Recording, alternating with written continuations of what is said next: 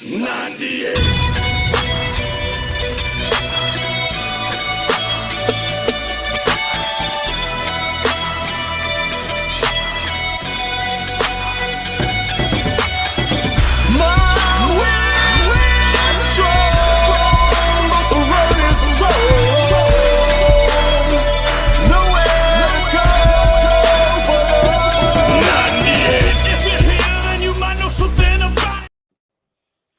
Welcome to the 98 FTG Friday Night Live podcast. We're here with our usual suspects. We got James, Randy, and Dave in the house. Cody Wood came on to join us tonight. Thank you for that. How y'all doing? We got some good topics for tonight. AWE's doing some stuff tonight. They got their last man standing matches going on tonight. We got some East versus West talk. We're talking about some super match stuff that we kind of are getting in the works and things like that. We got Winter Blast coming up. We got a tournament on the 21st at Gold's Gym coming up. Anyway, how are all of you? Good. Frozen, though. 5 degrees this morning. Oh, frozen, literally. Literally. Never say frozen on a live stream. Yeah. We're supposed to get a whole 3 inches of snow tomorrow. Yeah, you guys are toast. Yeah, I've heard that we're people are supposed to get anywhere from a dusting to 6+ inches. So yeah, that's quite the difference. Really, it's like, yeah, it's dusting. Snow in the south is like debilitating down there. Yeah, right? it's the end of the world, yeah. When I moved here to Pennsylvania from New Hampshire, and they had like an inch of snow, and they're like, the whole state shut down, and I'm like, what? I'm at the store. No, I'm like at the store in shorts, and people are like, yo, you're crazy. I'm like, it's only like 40 degrees out. I spent one winter teaching in southern Maryland, and there was so little snow. They closed the counties, 3 counties around. Calvert County, where we hold some of our tournaments, St. Mary's and Charles counties. And it was so little snow that at noon, the roads were dry. Not even wet, dry. But at 8 o'clock in the morning, there was, the road. Yeah, I mean, if your state's not set up for snow, it does some damage. So the further north you get, the more plows they have per square mile. I'm just glad to be here because I thought I'd be back into arm wrestling after I got my hip replaced. And of course, I got shingles, which I'm still getting over. And then I got discovered I have a torn rotator on the right shoulder. And then to top it all off, I ended up going to the doctor thinking I'm get committed for pneumonia again. But they just gave me some antibiotics and anti-inflammatories, and I'm still loose. I thought I might be coming to you from St. Luke's Hospital, Allentown tonight, but I'm still out. David, what's going on, man? I'm going to rename this episode Dave Shell's Shingles. One, like Roseanne Dana used to say on Saturday Night Live, Jane, if it's not one thing, it's another. Yeah. I actually just got over pneumonia too, so I'm happy to be out of that now. That was terrible. Means you're a better arm wrestler. I was last in the hospital for pneumonia. We'll get shingles next. Yes, July. Usually I get at least a year between, things where I have to worry about pneumonia. But July, the second week of July last summer. On the other hand, if I see some of the posts, Cody Wood is in excellent health. Either that or he's out back pulling himself plus 150 pounds up in freezing conditions. But whatever. It doesn't matter how cold it is. He still has to have the shirt off. Yeah. Now it's for the viewers. But normally I'd never take my shirt off. But for the viewers, to make us feel terrible at home. Well, I have a bag of chips on my stomach. I was hoping wow, look at that. I was hoping it would get more single mom clicks, but I don't think we're going up anywhere. I'll be watching your videos, and my wife will walk by, and I minimize it. Yeah. I don't think so. No, I don't know if y'all were aware, but there was I think it was Cody's, was it East versus West or was it Knuckles Up? I can't remember. And he was getting circulated in like arm wrestling Reddit, and I sent him a picture. I'm like Cody, they're calling you Jacked Jesus in Reddit. Yeah, that one was from East versus West. Someone started an OnlyFans on your behalf. Well, can they share the money? Right. Yeah. Dude, you'd probably make a killing just doing chin-ups on OnlyFans. Doing muscle ups and everything. Oh yeah, I mean, I put I put a comment on one of those when, so basically, I think it was about the same time as your appearance at Knuckles Up, and I said, would it be considered blasphemous to say this is what Jesus would look like, if he worked out? And I got an answer from some guy in Ohio said, yes, it would. Well, all right, no humor, but whatever. Do I need to weigh in theologically on this particular issue? You might have to. You might have to. Wrong skin pigmentation. Well, really, some of the pictures depending how you have your hair hanging, really looked like some of the old masters, the Italian Renaissance masters, of Christ. It really did. And I thought, okay, whatever. Well, now, and funny enough, of course, the interesting distinction there, the Italian masters, right? The white Jesus, like we all seen it. He's a little more slender, kind of a very dainty look about him. When in reality, he's walking around everywhere and a carpenter. In some translations, it's even a stonemason. It's a translation question. So he's lifting stones or wood all the time. Like the dude was built, So I'm just saying. Yeah, that clip from All in the Family where George Jefferson's brother was trying to convince Archie that God was black. He said, basically, if God isn't black, why do you make us so much, better than you? Look at the Olympics, look at basketball. It's a joke without us. And Archie said, no, but I know that, Jesus was white because of the pictures by that, all those pictures by those Dago artists. Well, he was a carpenter. He's probably good at arm wrestling, Jefferson said, you mean those white Dago artists. But, oh, God. Do you think Jesus ever arm wrestled? Yeah. That program that would cause he had to arm wrestle back then. Historically, the farthest, I think the earliest records we have of arm wrestling is in Egypt. So it would have been a cultural, and in the Roman Empire. Can you imagine, I'll fix your eyesight if you beat me in arm wrestling? Imagine being an Egyptian slave, work on the pyramids, arm wrestling for who's got to push that freaking. Yeah, there's literally a painting of it. Yeah. It's these two guys, and they're on the it's on the ground or they're on something, and it's arm wrestling. Was there? I don't recall reading anything about whether arm wrestling was in the ancient Olympics either. They did have something called a pancration, which was a combination of wrestling and boxing, like MMA. The main difference, of course, with the Olympics then is they were done naked. But hey, whatever. Hey, we'd get way more views. Yes. Seriously. Yes. Your award. The right kind. Are the sponsors going to like this? Depends on the sponsor, I guess. Your award for winning is you get to eat that day. Yeah. That reminds me of the videos on Facebook because you see it, the Indian dudes doing the little games. Oh yeah. Oh, yeah. Yeah. If you beat me in arm wrestling, you get to eat that day. Man. As a former runner, Cody, do you know why the distance was set for the marathon at 26 whatever? Yeah, the dude had to run 26.2 miles and he ended up collapsing and dying of exhaustion. Well, at the end. yes and no. I mean, they really didn't know exactly how far he ran from from Marathon to Athens, but you're right. The dude dropped dead, but no, they didn't have a standard length on the first modern Olympics, and this was set at the London Olympics because they wanted the finishing line to be right in front of Buckingham Palace, so that Edward the Seventh, who was basically fat, didn't have to go anywhere to watch the finals. What's wrong with being fat? They set the length. Don't get me started. Yeah, don't answer that. Yeah, they sent the length of the London Olympics, and that became the standard. Rabbi Forklift says, "Oy vey, he created the universe. Of course, he would win in arm wrestling. He's the one who gave people arms." Mm-hmm. Well, I got to see some ancient Roman coins today. I went to my silver guy. That's cool.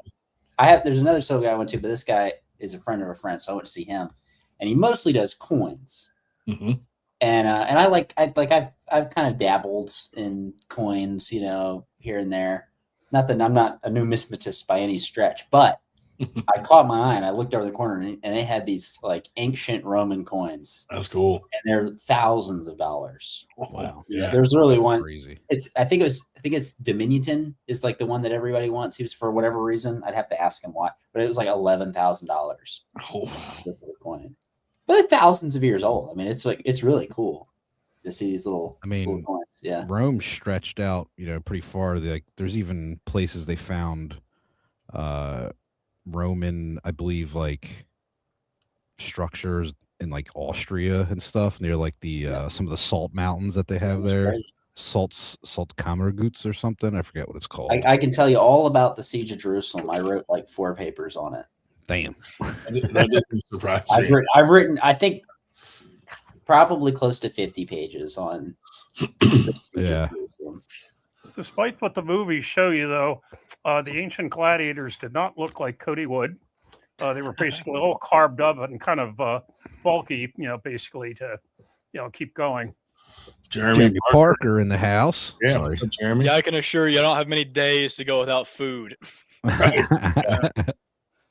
Dude, so I did a post about, so some guy was in one of our groups, I think like out towards Texas, and I've set up all our groups so that they automatically post posts for IFP, which is a sponsor of ours, and they sponsor you too, right, Cody? Yeah. So I put it out there, and this guy writes a comment under it like, I didn't join an arm wrestling group to get blasted with advertisements, and he just like left the group. So I messaged him and I was like, hey man, I'm sorry you feel that way, but the reason we can do what we do is because of these sponsors, and they only sponsor if we promote them. So we have to put these posts out there, or I mean, what other way is there to promote them other than Facebook? Arm wrestling's mostly on Facebook. So this guy like had a fit about it. So I did a post about it, and I wanted to run it by you guys to see how you guys feel about that, because without sponsors, like, this sport's never going to grow. Like, where do people think like we're going to get the money to like Winter Blast, for instance?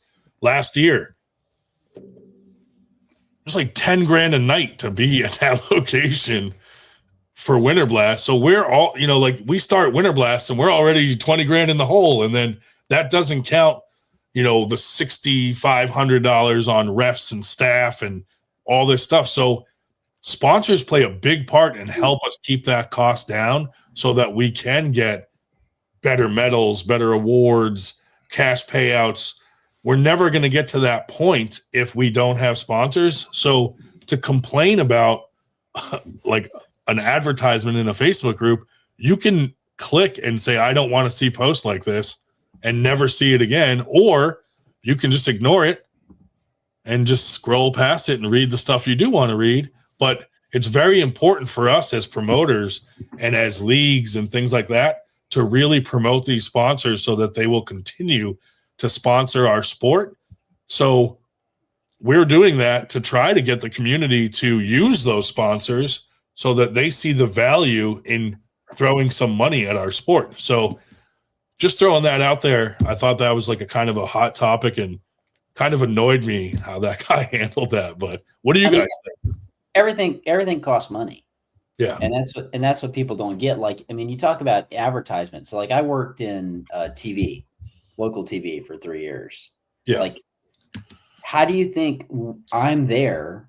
Like, we don't show up for free to give people listening to the radio aren't paying the radio station anything. So unless you're getting a premium station to get no ads. Like you have to pay an employee. Yeah, but it all comes from sponsors.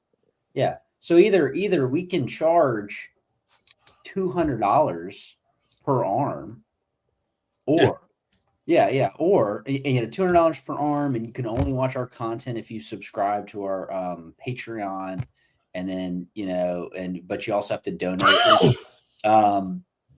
You either have to do all that, like YouTube Premium, you have to pay to have no ads, or you have to accept that the ads are there because somebody has to get the money to do something. That's just and I mean, like, most of us, we're not getting paid a lot or anything, or like, you can ask Randy and Dave. Yeah, we're putting money We've into never even paid ourselves for Winter Blast or any tournament, because every time we throw a tournament, we pay the staff, and whatever's left buys the medals for the next tournament and so forth. And if there's anything left over, we put it away for Winter Blast at the end of the year to try to bring that high cost down. But people don't realize, like, if you want a premium tournament that's in a nice venue, hotel, good awards, not like, it costs money to do that. So unless you want to continue to just be in a bar, you know, if we're trying to elevate the sport, like, you know, you got to support the sponsors. And, you know, if you're getting a service or you're buying things anyway, it doesn't take much to check out what the comparison of cost is with our sponsors to see if it's less. Maybe, you know, maybe you'd get a better deal on peptides through IFP than where you're getting them now, you know? So if just we have support the sponsors. If we have sponsors, we can actually Maybe. pay the competitors what we promised them when we promised to them, not 3 months later. Not, of course, making reference to the other organization. Oh, dig.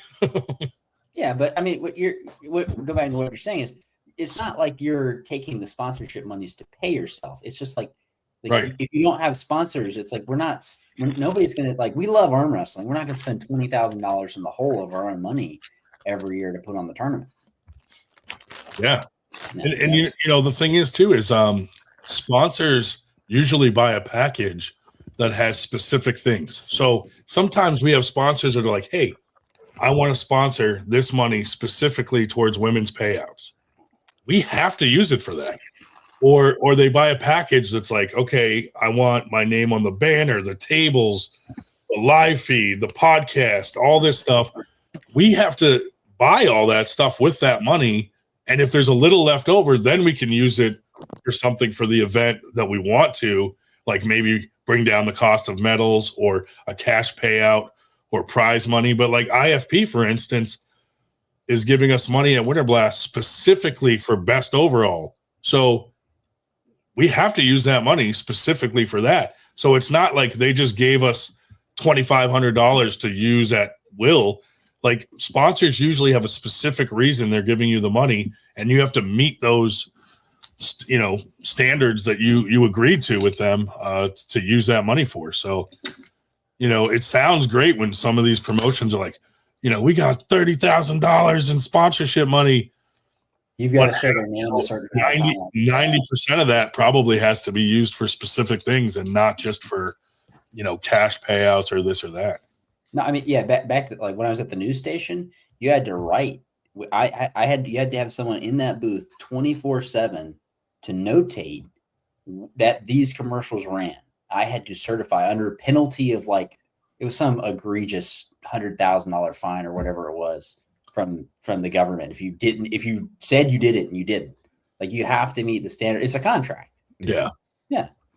And when you're talking about sponsors like IFP, guys that have really put themselves out there in the arm wrestling community, like, there's not a lot of companies that stick their necks out like IFP does for arm wrestling. Yeah. For a sport that is still extremely small but growing. I mean, like, I think everyone could agree that, you know, we're thankful in general that they are, you know, supporting the sport, and not only East versus West at the highest end of the super matches, but also with the 98 with, like, our tournament formats and stuff. So, I mean, you got to get behind these guys. Yeah. That's the only way we can really do. Like, trust me, if we had the money, we would do massive cash payouts and bigger awards, but we can only do what we can afford. And, you know, like, even last year, Winter Blast, like, how big it was, people think we made a ton of money. We're actually $4,000 in the red on that event, but we knew that we were going to be going into it because we teamed up with Arm Gods. We had the big thing Friday night, and we put a lot of extra money into it that probably was unnecessary. Like, we probably didn't need a James Brown impersonator, but get on up. We got one anyway. So, yeah, and you also flew half of the UK in. Yeah, half of the entire country. Guys. Actually, it was like 20 people from the UK. They had to fly in. So, yeah, like, they even flew in, like, Lee Weber's dad. Yeah, right. A lot of family, friends. Yeah. But yeah, it costs a lot. So like sometimes guys will be like, how come you're not doing a massive payout at Winter Blast? And I'm like, dude, I really wish we could. But, you know, so far, we've had some people that sponsor specifically for the women payout. So we're able to do that. This time IFP gave us some money towards best overall. So we'll be able to do that. But unless we really get a sponsor that specifically sponsors towards payouts, it's really hard to come up with that money when the event as a whole costs so much to have that level of a quality event. So so support sponsors, man.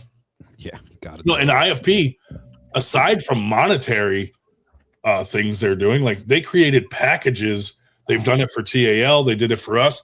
These packages specifically for like if you've competed at a 98 event, you get these huge discounts from IFP services. So, you know, that's a lot of value they're providing to our community. So go use it. Yeah. Speaking of Arm Gods. Oh yeah. Little transition here to a topic. Arm Gods actually has an event coming up.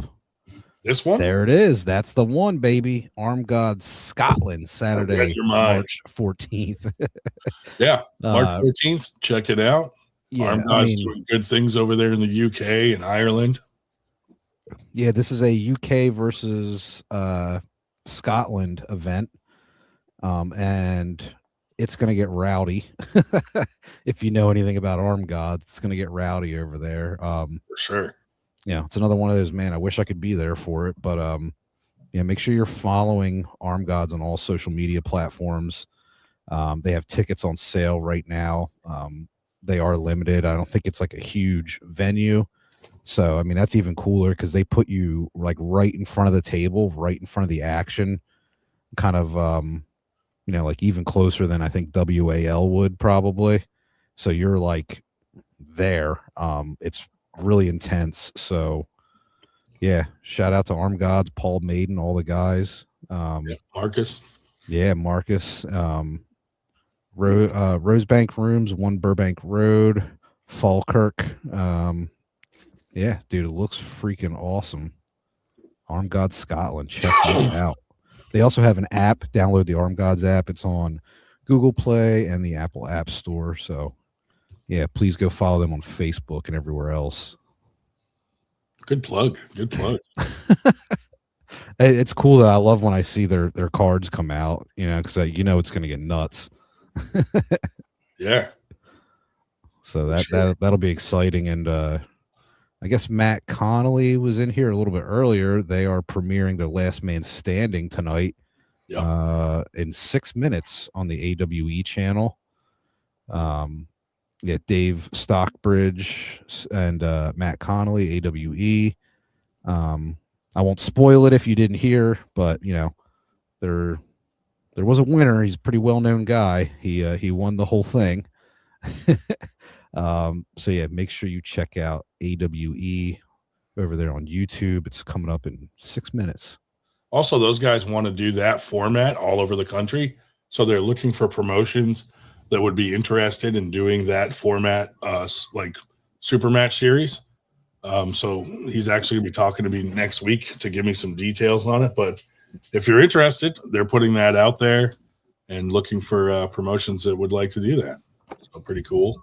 Yeah, man.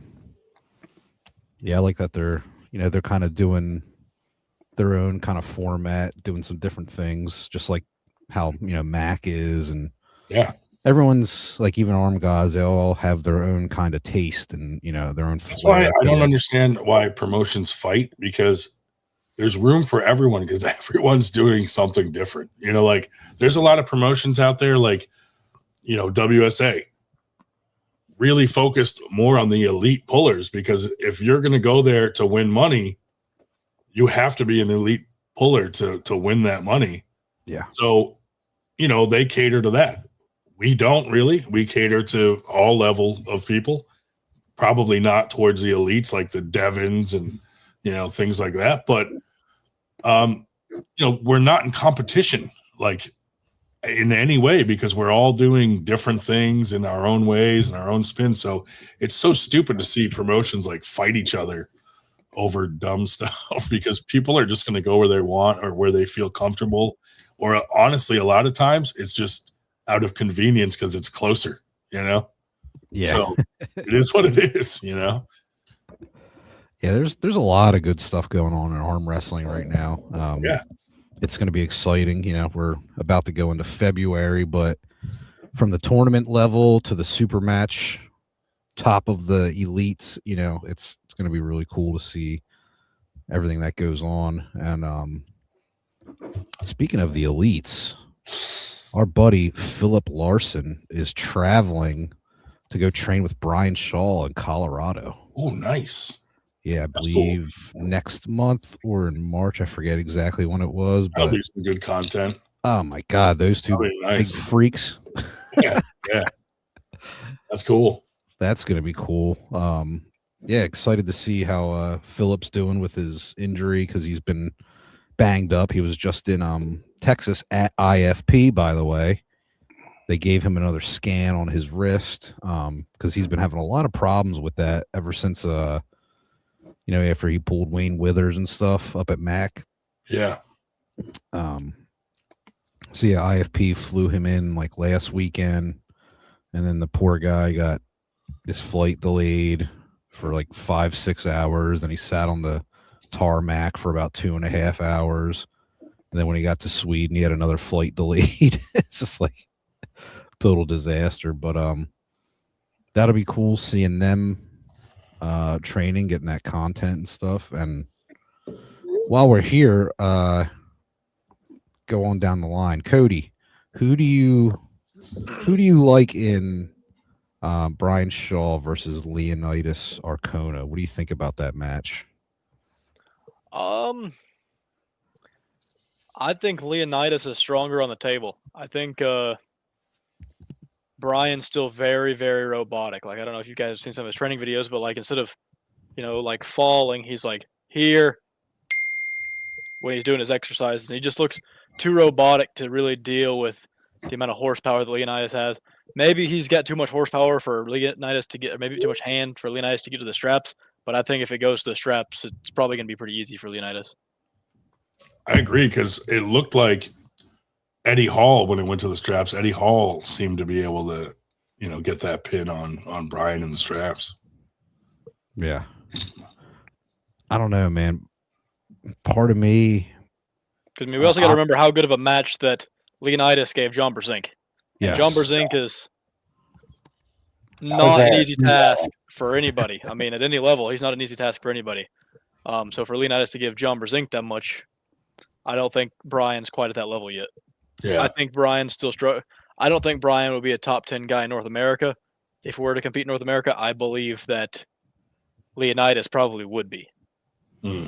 I'm wondering if we're going to see Brian just clamp on the thumb again like he did against Brandon Allen, and if Leonidas can get out of that, because, I mean, man, it looks like he had a death grip on Brandon's thumb there and just, was able to use that big old tricep and kind of get him to the pin pad. So I'm wondering if it's, we're going to see something similar, or, how much Leonidas can kind of, maybe get to where he wants to manipulate some things and just kind of outsmart him on the table a little bit. But man, it's going to be interesting. Yeah, I think that's Brian's only lane is like if he clamps on and just pushes to the pad, then yeah. I just think if it goes to the straps, it's Leonidas to get too much. It's going to be super interesting. Looking forward to it. What do you think, James? I don't think did you chime in on that? I don't think you did. No, I don't have a strong opinion. I don't. Yeah. It's just they're very different. I feel like I haven't seen enough of either of them pull. Oh yeah. Enough people. Yeah. If that makes sense. You can go on their channels and watch them practice pull with people and that kind of stuff. But I mean, how many super matches have either of them? I think Leonidas probably had a little bit more than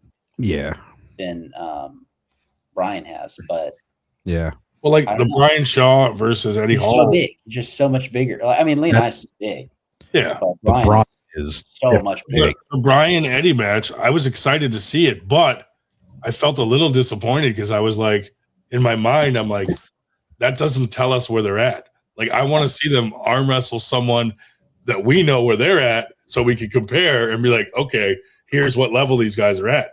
Going against two guys that are like just strongmen didn't really tell us much for feedback. So Especially since I'm sure they all have NDAs with anybody they train with. They can't tell you anything about anything, so you literally have no idea anything about them. Yeah. So hopefully we'll see them pull like arm wrestlers that are, really arm wrestling so we could find out where these guys are at. Yeah, it would be nice to get that info, then maybe you could get a little I don't know, a little better of an answer. And I don't want to see what happened to Larry Wheels happen because like they threw him to the wolves, and then when you're a strongman or what these guys are doing, top athletes, they're used to winning all the time and they're elite champions in their sport, and then they come to arm wrestling and get their ass whooped and they're like, well, I don't like this. That's a huge kill to their egos, and a lot of these guys can't handle that and get deterred. It's like a guy coming, like an amateur level guy getting thrown to pros too soon, and he's just getting his ass kicked and then gets discouraged and quits the sport. It's kind of similar to that. But on the flip side of things, like, we want people to take arm wrestling seriously. And right now, like, people that are just watching Brian Shaw train and only see his practice videos where he's only winning because that's all they'll show, like, people kind of look at arm wrestling like, oh, okay, well, you don't have to be that good to be an arm wrestler because, Brian Shaw's already killing everyone. Yeah. I personally would like to see Brian pull, like, an elite 176 or 165 guy and just get smoked 3 times so people realize, like, okay, arm wrestlers are legit, Yeah. And I think currently that's what Brian Shaw's level is like a high level 154 to 176 guy and not much past that. Yeah. When I say high level, I mean like great world to see level, not like state level, like world level 154. And you're saying in terms of horsepower, not in terms of technique. He's just that right. strong and that big to where, Yeah, I would love to see that. Or those guys that are so fast that you don't have time to engage your strength whatsoever. Like a Bogdan Stoica hit or something on a Brian Shaw. How would that go? Yeah, because he's so robotic. Like all he knows is like or so like if you turn his pronation over at all, like he's not gonna know how to. Yeah, like what do I do now? This? Yeah. Yeah, that would be cool to see. But they'll never show that. The one thing I have learned from Brian Shaw is about those hand coolers. And I've seen those. I remember seeing those years ago, and I was like, man, I want to try one of those. But when I started looking at them back then, they were like thousands and thousands of dollars. I don't know if there still are, but what I learned is the science is good. It's good science from what I understand, and basically it makes every effort almost like it's your first set. It reduces the lactic acid some enormous percentage, but all you need to do is have your hands cold. So like you just like get like a freezer stick. It's like they sell them that's like $20 or something. Just get like a cold stick. You just hold on to it, and it does the same thing as the big fancy fan. Well, just grab Dave Shell's heart. Doing my pull-ups out in the cold, I can assure you it hasn't helped me any. Because that pull-up bar is always cold. Dude, I'm sure that pole is so that pipe is so freezing when it's cold out.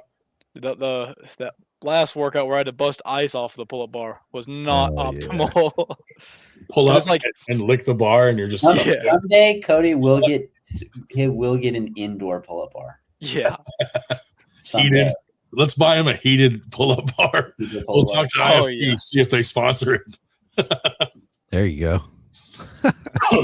Now, if a year ago you told me that 98 was going to have its first golf franchise, I would have thought you were crazy. But we have a golf franchise now. That is crazy. That's insane. And a tournament on Sunday. Man. Good luck. Geez, the fact that it went below 40 in Florida, that's remarkable. Hey, we're not talking about that. I envision when have you ever gone to like a golf club, like after the events when all the golfers are drinking, like those guys get rowdy. So imagine instead of winning like those little trophies they win, they got like an arm wrestling belt. They'd be going nuts, dude. They'd be running around with those things in the bar, going crazy.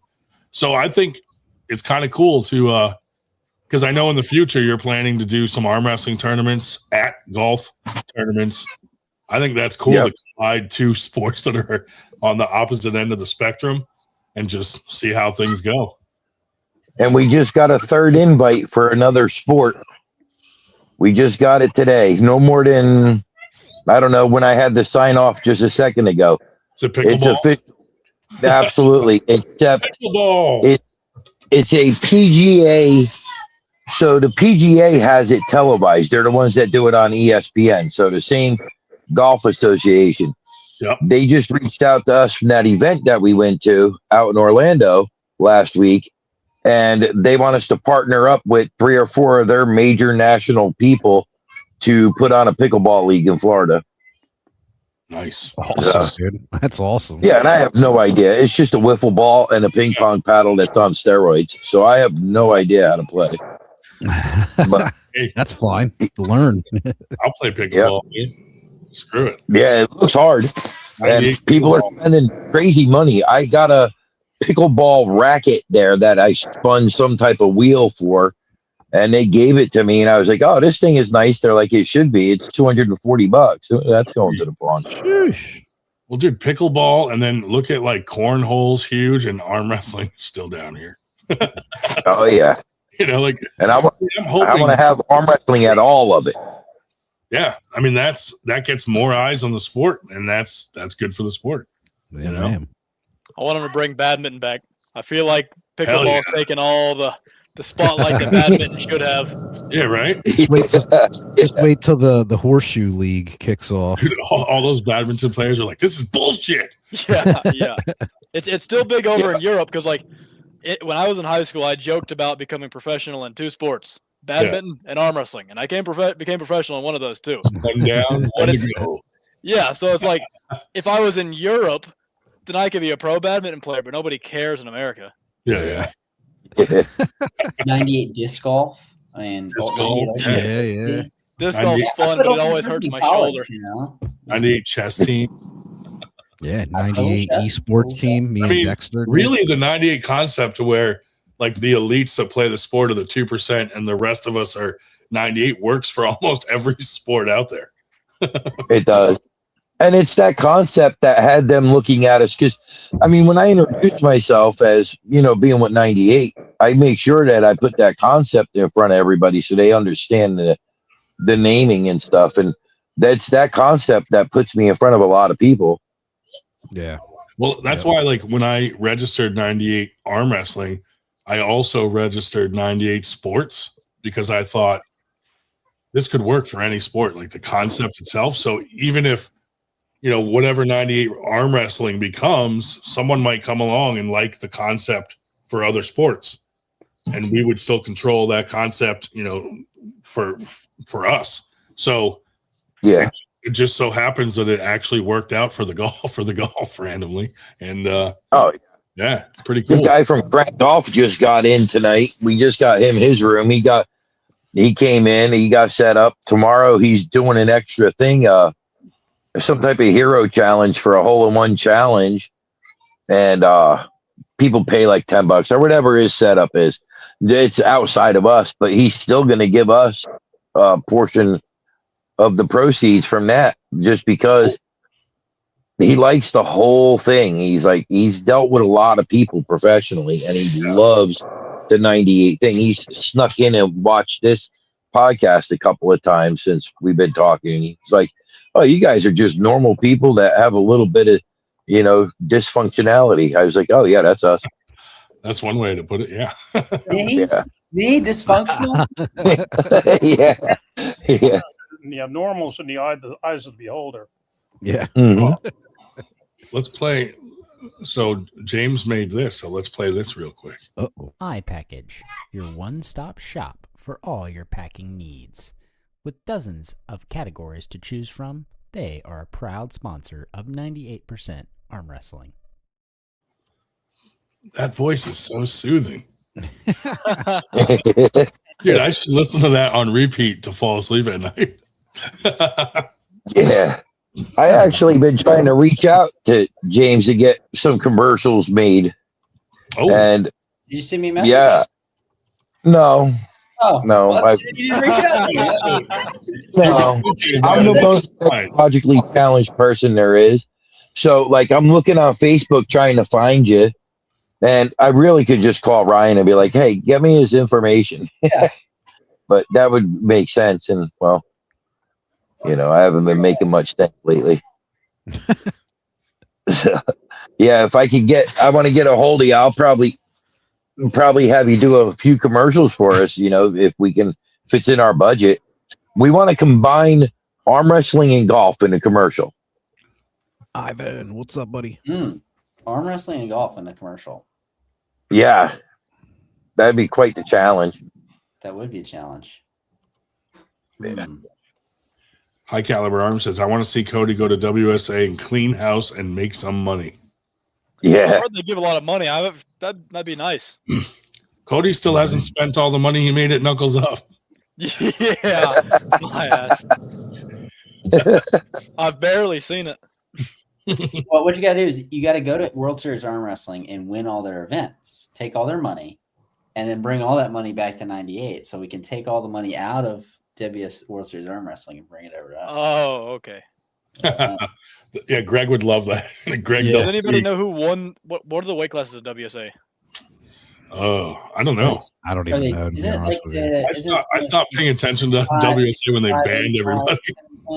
Because they've got like weird weight classes. Yeah, I'd like to know who. It's like 165, 185, something like that. Is I'm that not right? sure, but who won the if there's a 165 class, who won the lightest class? I want to know who won the lightweight yeah, class. that's what we should check. Because it might be someone you've already beaten, World Series. or Hey, or you know that you've beaten someone above Yeah. them. Yeah, Daddy likes money, so just let me know and I'll go up there and take some. Daddy likes I, it. I have The few- South Carolina I one's have full February fly out. 28th.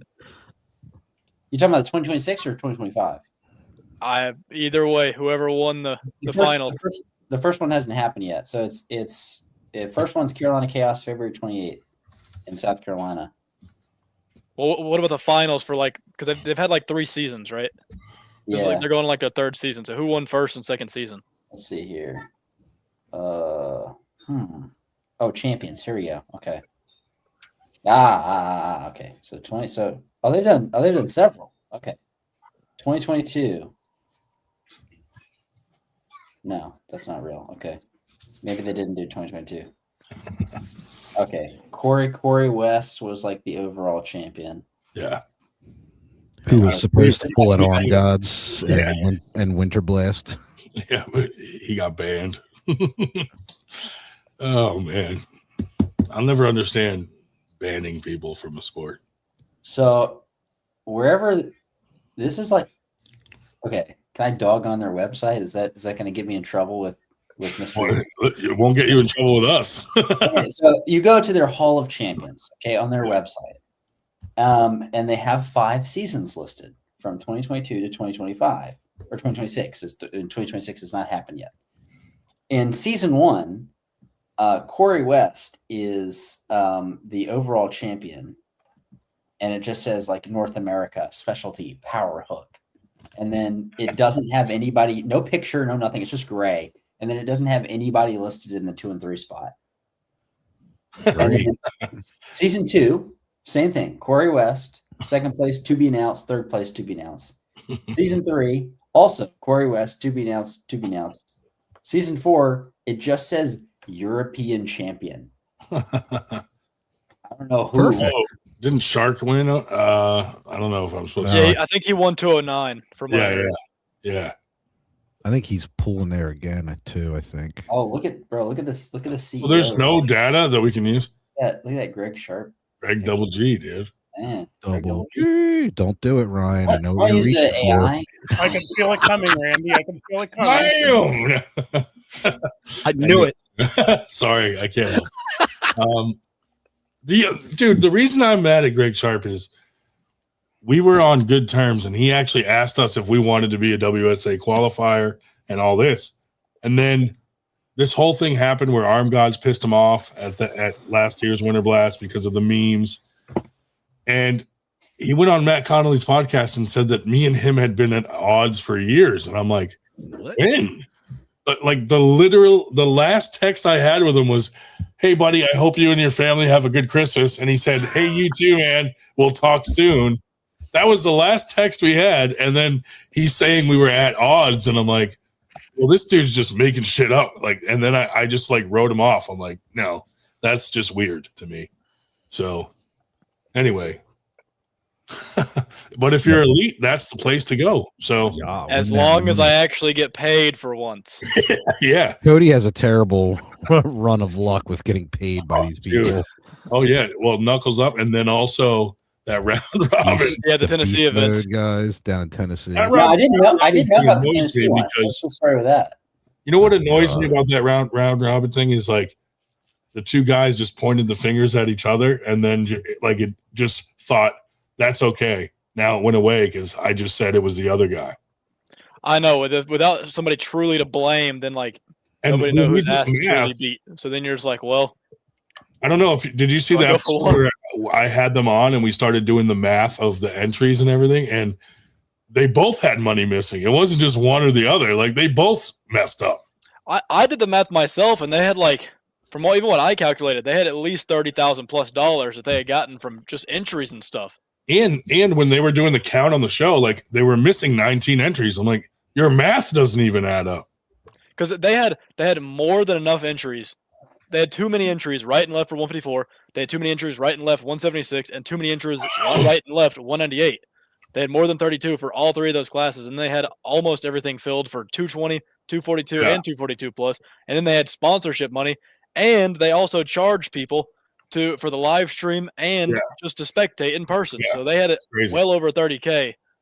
Dude, and the one guy's like, he's like, oh, the money for the spectators is separate. That's just for my promotion. And I'm like, no, dude, you owe people money. That's not, you can't separate that. And then the other one's like, well, I went on a family vacation, but I put that money back.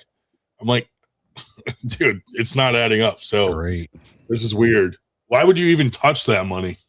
Which tournament was this? Was this the big round robin thing? Oh, so this wasn't the round robin, but this was it was a big tournament. It was a 32-man tournament per class. And what year was this? I think I remember. December 2024. Yeah. I feel like I remember. And then and so it was like a big tournament, and nobody got promised money, and you didn't get paid. Yeah, I know. Like James Foss, I believe he won both classes left and right. He won his class left and right. So he was promised $2,400. I think he got like $300 or $400. Well, listen, it doesn't even cover like traveling there. Yeah, you know. Oh. Luckily, I think he actually lives in Tennessee, so it wasn't terrible. But nice. I mean, I'm sure he'd have preferred an extra $2K. Yeah, really. I actually ended up getting paid the most there, but I was still owed $800. Yeah, that's not cool. I won my classes left and right. I wouldn't even throw a tournament or an event and promise payouts unless I have the cash in my hand the whole time. Like it's not going towards vacations or any weird stuff. Like, damn, that's just crazy to me that happens. Yeah. Oh, here we go. Crystal Malik or Brian Malik, one of them is on saying he made 165. Vresh. I don't think Vresh can make 165.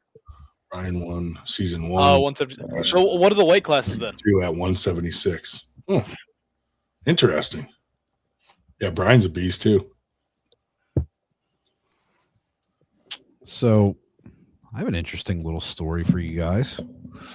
Hey, from Montana Armbender. Josh is a stand-up guy. Hopefully people put good money on the table for your match. That's good, man. Well, yeah, I was going to say, hey, if you come to a 98 tournament, you will get paid all of the $0 we have promised to pay you. All zero. At least it's guaranteed. It's guaranteed. Yeah, guaranteed $0. Oh, dude, that would be funny to make like a flyer like that. Like, guaranteed payouts $0. Guaranteed. Oh. Just to like make, because that'd be funny meme, because that's the whole thing with like the Greg Sharp thing. It's like the most money ever given out in tournaments, or like we could make a flyer, the least money ever given out in tournaments. Every competitor leaves with a handshake and a pat on the back. Not even a medal, not even a trophy. Yeah, no trophies. I mean, I've seen promotions just print out right on their printer like a certificate, and like that's the trophy. I'm like, oh man, on a piece of regular printer paper from an office, piece of paper. Yeah, not even laminate or It's nothing. going on the trophy wall, guys. Okay, It's going on my fridge with my kids drawing. Is this panel doing cocaine on this live stream right now? Sure. Yeah. Whatever. Maybe. You never know. So yeah, interesting story here, real quick. I'd be thinner if we were doing cocaine. So I was just scrolling through Instagram the other night, and I happened to see an interview of a drummer that I really like from a pretty well-known heavy metal band in that scene. Yeah, super odd. It's the two drummers. One guy's name's Craig Reynolds, and the other is Matt Garska. So Craig Reynolds plays in a band called Stray from the Path, and then Matt plays in a band called Animals as Leaders. And randomly, they're just on the podcast, this clip, and they're talking about how Matt is really into arm wrestling. And this dude is like an absurdly technical drummer. He's one of the best in the world right now. I know many people probably don't listen to this band, but the dude's incredible. Matt Garska from Animals as Leader, just give it a listen. You probably won't like it, but it's pretty cool. Anyway, so he's like, yeah, I've been training and stuff, and I went to some practices, and the one night he actually ended up like blowing his bicep because a guy, he was in a bad position. His bicep popped, which is terrible for a drummer. You need your wrists and your arms and stuff like that. So I was like, you know what? I'm going to DM this guy and I'm going to see if he'll come on the podcast. So, I sent him a couple messages and he saw them, and then he finally replied back the next day. Unfortunately, he's not going to come on the podcast right now. He's just busy doing, his touring, recording, doing drum clinics and stuff. But he's like, yeah, I still train arm wrestling in the gym. I'm not arm wrestling right now because I can't risk getting injured with playing on my shows and recording and my seminars and stuff. He's like, but I love it. He's like, maybe sometime in the future I can hop on the show and stuff.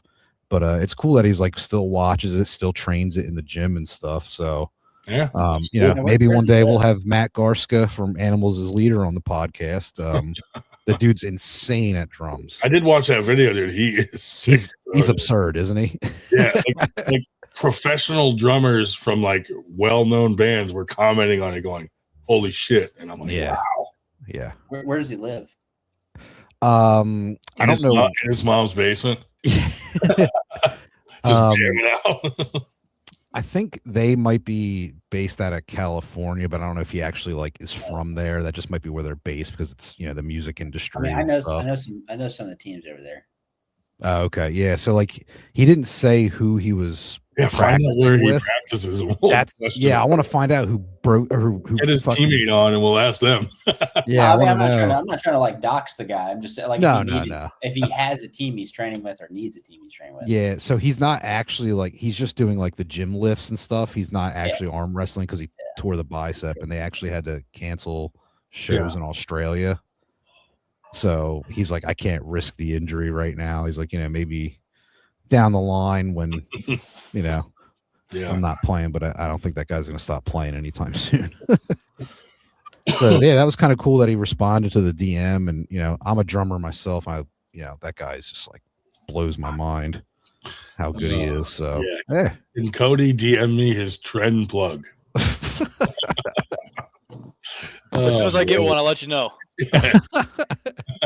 Yeah, I mean, how many times has Cody been asked that? I mean, goodness, like I don't know what more I can do. I've posted my blood work publicly multiple times.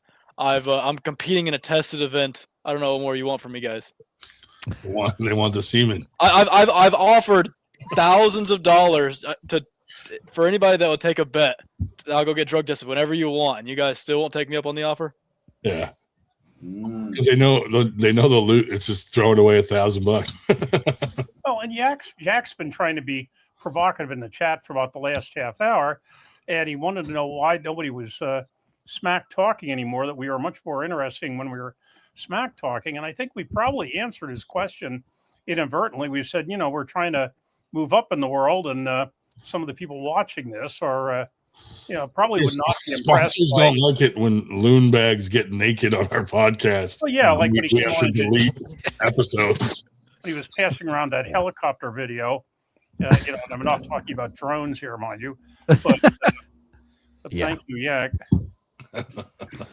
Yeah. Plus, I have found out that some people watch this show and they don't comment and they're just lurking. So you really kind of like, you don't know who's actually watching. It could be like Greg Sharp. Dude, it's hard. Man. Yeah. It's hard to judge because, we have anywhere from 15 to 30 people watching live, which doesn't seem like very much. But then I'll go to some tournament and they're like, dude, I watch your podcast all the time, but they don't watch it live. They go watch it the next day or when they're driving or so. It always seems like, not many people are watching it, but you'd be surprised. People go and watch it later and stuff, which is kind of probably neat. Some people still have a social life. And after all, it's Friday night, for God's sake. Yeah, Friday night. Right. Yeah, but I'm 40, so I'm no social life. I just don't have any friends. Yeah, same here. Same. I have nowhere else to go.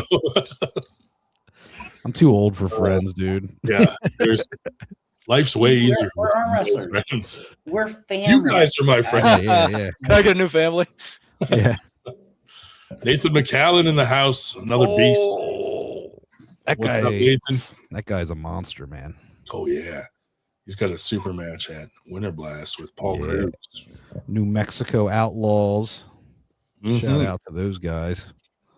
Now I got some stem wave done today. That was my other big. Oh, how'd that feel? Have y'all tried it? Have any of y'all tried stem wave? No.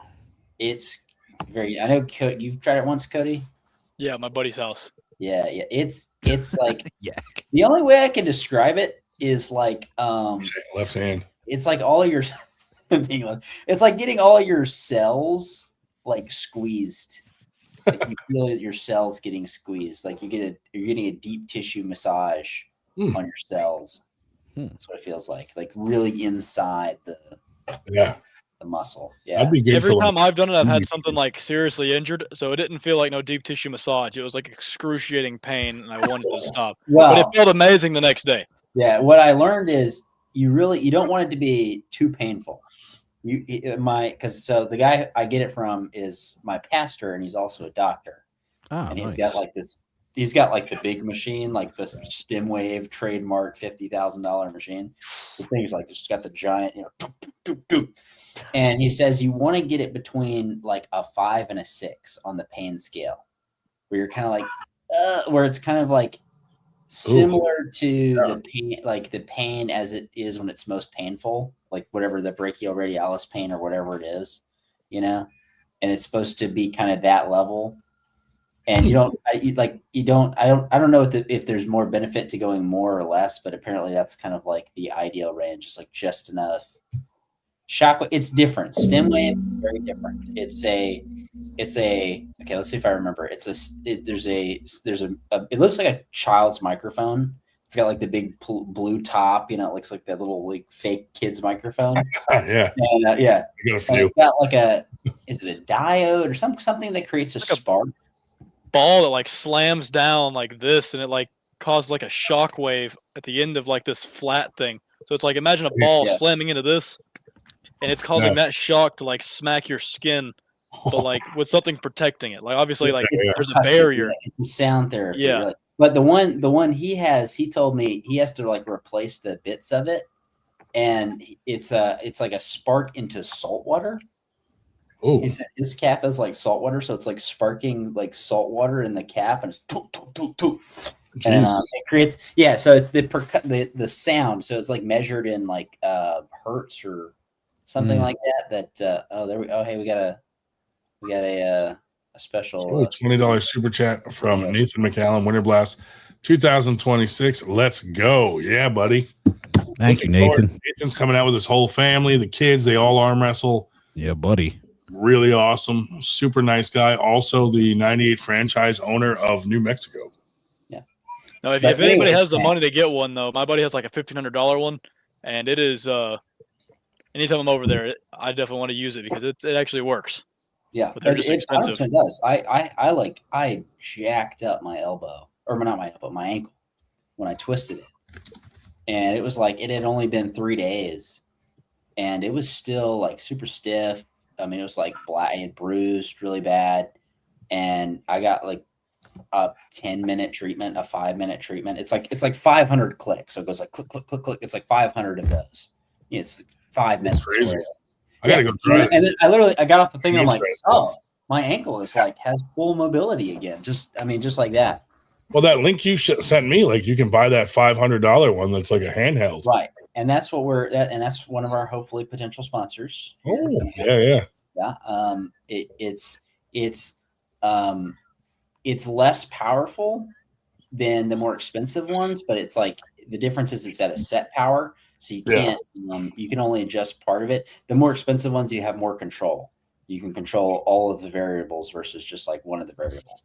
So it's still strong. My buddies, he could adjust like the speed and like the power and everything like that. So like if you want to be like you can have that, or it can be like that one makes me nervous, the handheld one, because with our viewers, like anything could be a dildo if you're brave enough. Will it make it any bigger? That's the real question. One's liable to get hurt. And if you don't have money for one, Ryan will loan you one of his. He has about 3 dozen. What, dildo? Oh no, dildos. They're in your trunk. Nope, not anymore. They ain't. Not anymore. I did one time put a whole bag of dildos in Dave Shell's trunk, and he drove around with it for a while before he figured it out. Also had a Donald Trump mask and a Hillary Clinton mask. Don't ask. Anyway, they were pre-used. That sounds cool to try that out. I feel like I got to try it now. Oh yeah, well, as soon as you get your shoulder reattached, I would recommend, because I mean it's not going to reattach your shoulder, but as soon as it's reattached, it's gonna, what do you mean it's not going to reattach? Try BP. They're like, you got to try, BBC 157 or this or that, and I'm like, dude, I have a surgery coming up. Like I'll wait till after surgery and then maybe try it. But to do it before seems kind of silly. And then his surgery got delayed by a year and a half. I know, yeah.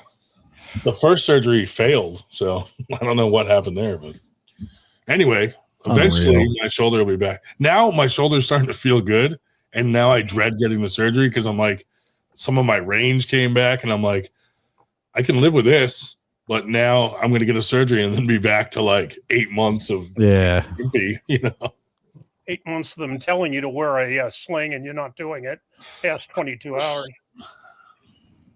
I mean, that could be part of the problem. I took the sling off like day 2 and I was like, screw this thing. It's just kind of, Cody, how about your injury? How's the recovery going? My left, I'm not treating it how I should. The right feels amazing. It's still not 100%, but it's definitely the strongest it's ever been. I mean, the right's bad right now. But with my left, I got to be real, because like anytime I notice my something's getting healthy, the CNS will go from one arm to the other arm. So I can feel like my left getting healthier, and I can feel the CNS going from my right to my left. So I've actually been like blasting into a hook with my left lately to injure it more, so that the right stays healthy and strong with all the CNS in it, at least until after my match. Yeah. That's awesome. I wanted to say, speaking of, rehab and training devices, James got a little Ryofi.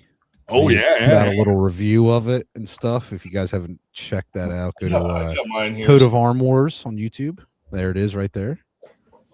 Yeah, he gave a little demo unboxing. Yeah, it gives you some resistances and stuff. Poundage. I love how he commented on my review, like, "Oh yeah, by the way, you can change it to pounds." Yeah, he was like, "But yeah, by the way." And I'm like, "Listen, I didn't read the instructions, man. I didn't realize that at first either. I didn't realize that at first either, and I'm like, "Oh, It's in kilograms. What am I gonna do? And I mean, I don't mind kilograms. Like I'm Yeah. decent at the conversions in your head because it's you're like, okay, it's double, but a little bit more. Unless it's really high, then it's like double plus 2.2. 2.2. Oh, yeah.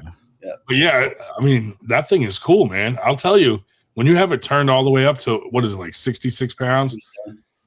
Like just sitting there and doing some wrist curls and stuff, I was like, man, this thing is actually kind of like you could get a real good, decent workout from that thing.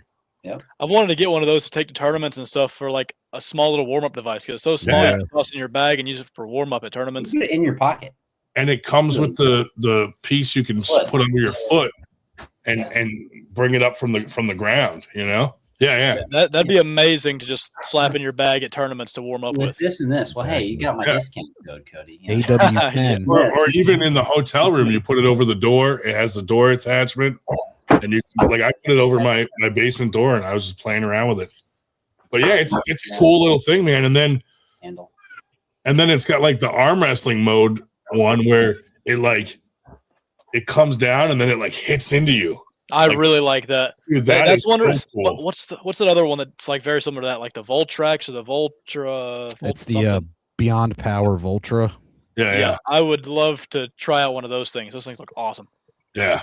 Well, so you get just 2 of these for a fourth of the price. That is true. That is very true. 2 of those, and you can do all kinds of exercises. Well, if you get 2 of them, here's what all my arm wrestling friends. Let's say you have a squat rack or literally anything, whatever, in your gym. 2 things, a table.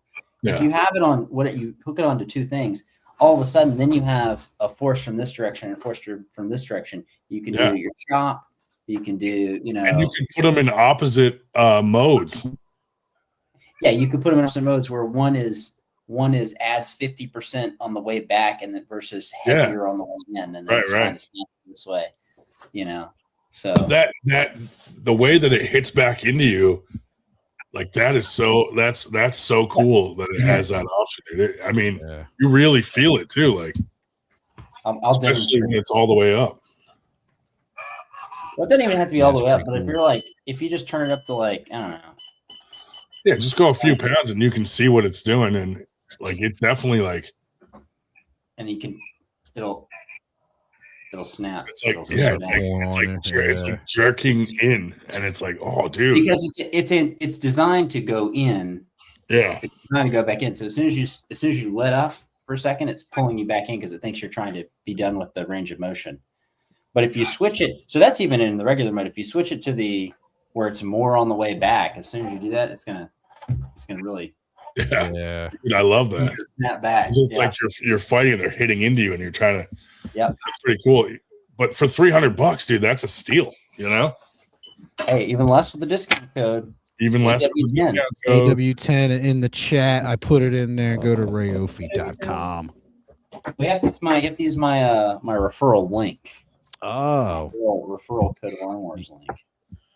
Ryofi, if you're watching this, whoever sponsors me first, Vulture or Ryofi, I'll be you'll have me doing reviews about your product because plenty of content. Dude, you have it mounted to the floor and just tied to your belt, and you're doing pull-ups. Yeah, exactly. That'd be a great idea. Listen, hey, pitch him. That would be awesome. You might be down.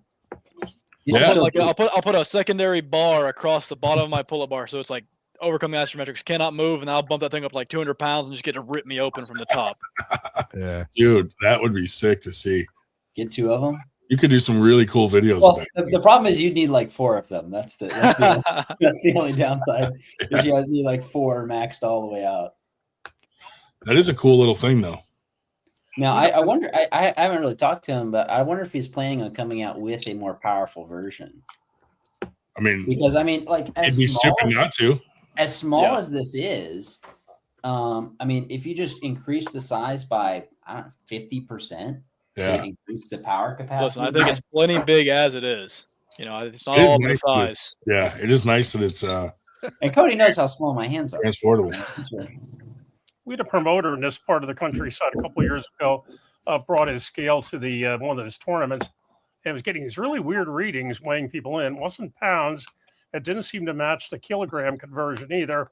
Turned out the stupid scale would also measure in stone. which he didn't know. It was like Stone of all things. Yeah, I have my home scale. You can do kilograms. Just or scale. You and it's just just like weigh you're stones. 7 stone 3 pebbles, and I'm like, okay, all right. I don't know what that means. How much is a stone? Nobody knows. It's one of Dave's kidney stones. I Oh want to say no. 14 pounds. I Dave, think. how much does Who it? knows? Dave, Who how cares? much does your kidney stone weigh? I That's didn't one weigh it. stone. I just didn't weigh it. Just measured it. 1 stone is 14 One pounds. stone is Dave's kidney What stone. stone is what? 14 pounds. It is 14, yes. Yeah. Like, I thought it was. we'll start doing tournaments, and we'll be like weighing everybody in stones, and then when people are like, "When's your tournament?" It's like 3 fortnights from now. Yeah. Can we do that? Can we throw like a 98 tournament where every weight class is just stones? We should Like a totally. seven- I'm a okay with 7 it. stone class, an 8 stone class, 9 stone class. That would be hilarious. Just do the equivalent of stones for our normal weight classes that we do, and we just say it's stones, and Yeah. then they have to go convert it to figure it all out. Yeah, here. We sign have up to for the have match Nick Stone and David Stone there. as a super match. Yeah. If you need a table for your hotel room, I went to a fraternity convention some years back, and some of the undergrads invited me up to their room for the party, and they had this big, massive white table, rectangular, that they were playing beer pong on. I thought, where the fuck did they get this damn table? Well, here what they did is they pulled out the flat table for their that you use for writing on, and then they popped the hinges on the bathroom door and laid that across the other table, and they were playing beer pong. So hey, if you need just bring something along to pop the hinges on your bathroom door. And Jesus, what kind of frat parties are you going to, Dave? like I said, this was a national convention, so it was a big one. Hey, I was the one. I cannot stand beer, so I was always the person that brought the grain punch. Ooh. And my and if I can make a suggestion here, what you do is you make your grain punch with both grain and vodka. That way you can up the octane, but it doesn't get harsh. And everybody thinks you forgot to put the alcohol in, and they end up falling over. But Okay, Bill Cosby. Yep. Got a little screen share if you want real quick here. What do you got? Oh, yeah. So, Queen of the table. yeah, 98 North Carolina, Alan Vaughn, Silverback Arms Crew. We got Katie Owens in April heading up to the Queen of the Table right-hand round robin up in Ontario, Canada. So that'll be really cool. That's going to be really sweet, like to see all these different weight classes, and it's a round robin, so you can see the weight classes right here. Katie Owens going up there, hopefully, making a name for herself up in Canada. So April 11th coming up in Ontario, so keep your eye out for that. Go check out the event page here. Very cool. She's been looking strong. Yeah, dude. Yeah, the Amazon, man. Yep. She's awesome. So, yeah, we'll be rooting for her, supporting her. Yeah, excited to see, this is going to be, I guess, her kind of main first time traveling outside of the area, and especially going up into Canada, where, Canada's a hotbed for arm wrestling. There's a lot of good poolers up there. So, yeah, that'll be awesome to see her compete up there. Just wanted to give them a quick shout out. And Dude, did any of you guys know that Tim Lewis popped hot for steroids at Worlds? I had no idea. No, That's crazy. Because if you think about it, so now he's on the WADA ban list. So he does super matches everywhere. all over the country. So now if he did a super match at a promotion and someone said something about how he's WADA banned, everyone at that tournament's banned from going to Worlds if they competed. Well, or they have to plausibly. Well, that's the problem, is because they didn't make it public knowledge, they'd have to prove somehow that promotion knew and still had him on. But then the other argument is, well, you should be checking. Well, I don't know how that all works, but the that's individual crazy. as well. that The happened. individual has to plausibly show that they were unaware of it. Yeah. Which, I mean, it wouldn't be hard because it's not like WADA doesn't put that list out there and promote it or anything. But yeah, I heard that and I was like, man, I didn't even hear about that. And usually news like that spreads through the community pretty quick. And I was like, damn, man, that sucks. No, really didn't spread at all until what's his name? Leonard opened his big mouth. Yeah, that was a weird thread on Leonard's page. Covered on 98 News. Yeah, exactly. Now here's something for you. Steve says Tim failed the IQ test. Oh, Here's I don't know, something- dude. He's pretty smart, dude. He's like a math whiz. And He's actually- banned from like casinos because he can count cards and stuff. And actually, if you looked at his page in the past week, he posted he has just gotten his MBA from Slippery Rock. Dude, we should bring. yeah. We got to bring him to a casino that he's not banned from and make him a sponsor and be like, Tim, go count those cards, buddy. Get him a wig and stuff. Yeah, get him a wig, Big glasses. Like, Tim, get in there and earn. Tim is the most was active puller I've ever seen in my life. Dude, That man yes. pulls every week. It's like Non-stop. a match every single weekend. Yeah, I mean, it was really an oddity. There was really nothing in the Northeast last weekend or this weekend, and he didn't have anything these weekends either. I think, which is probably the first time in history he's went 2 weeks in a row where he had nothing. Well, when I talked to him on the phone about it, like obviously he's not mad because he knows he messed up.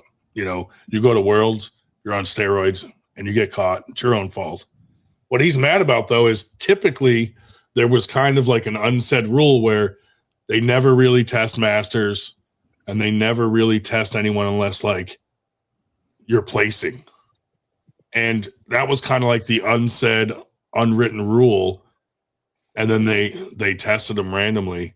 So he was kind of disappointed in that because they typically don't do that. Yeah, Masters, yeah. But he can't be that mad because he knows he did that. But what he's mad about is like, so Leonard did that post bashing IFA Worlds about that whole situation, saying that one of them like poked Tim in the chest or something. So he's not reffing at Worlds anymore in defense of Tim. And Tim's like, well, dude, why didn't you stick up for me when it happened? Like, why are you bringing it up now just because you're mad at IFA? Well, and he said Leonard said that somebody assaulted one him. of our pullers, and Tim said, Yeah. I really wouldn't call it an assault.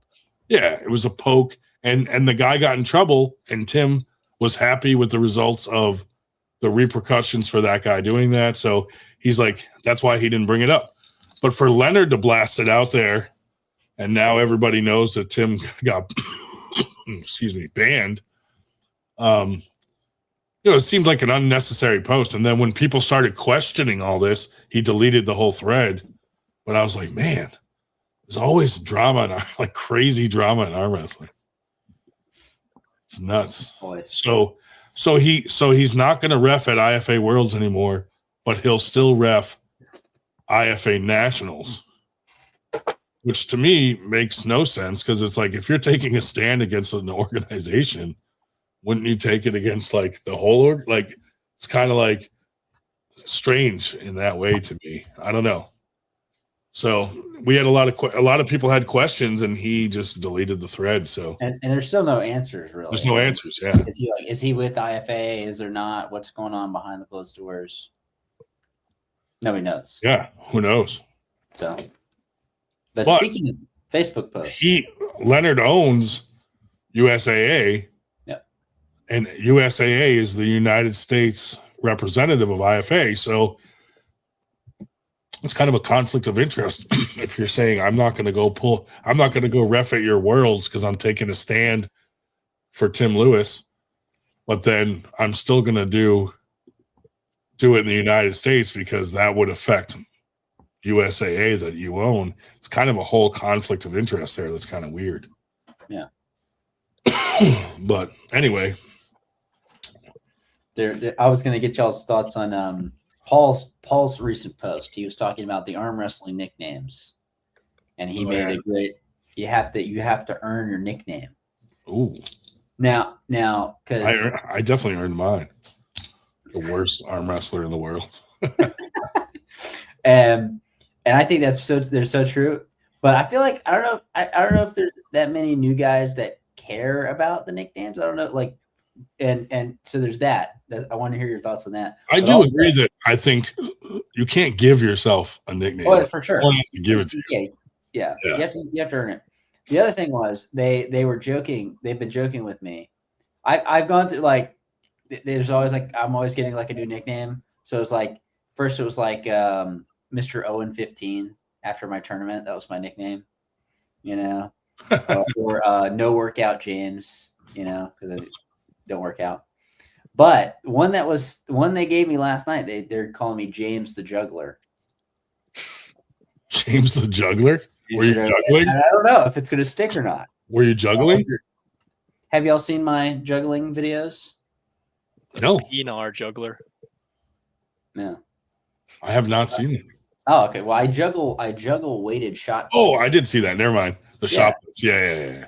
Yeah. I did see that.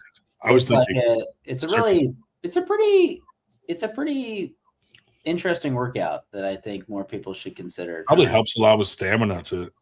Oh gosh, after a while, you know, like 40 seconds, I'm like, you know, I'm dying.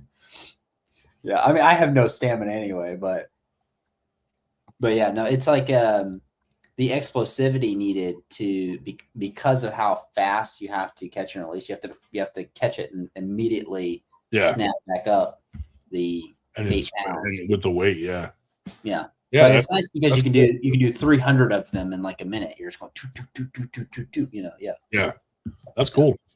I like that. So that was, I don't know. That was the joke. They're like, man, you're getting weaker, James. You're not doing enough juggling. Not doing enough. And I'm like, I haven't been juggling. It's been too cold. I'm not going out there when it's 14 degrees to juggle. It's too cold. That was cool of Paul to shout us out as his cornerman. Because when he first asked me to corner him, I'm like, there's like 300 real arm wrestlers here that would be better suited to corner you. And he's like, I don't need it for the arm wrestling. I know how to arm wrestle. He's like, I just need some guys that are going to like pump me up and keep me focused. And I'm like, well, that I can do. Yeah. I can lock you in. I'm good. Yeah. No, Paul made a comment on, because I did the video, some of the videos for his super matches. And he said, good of you to include that moment between me and Bryce at the end where he was talking about, you know, hyping Bryce up. Yeah, that was right. I said I wouldn't want anybody to think, you know, you're like this big scary guy or anything. Yeah.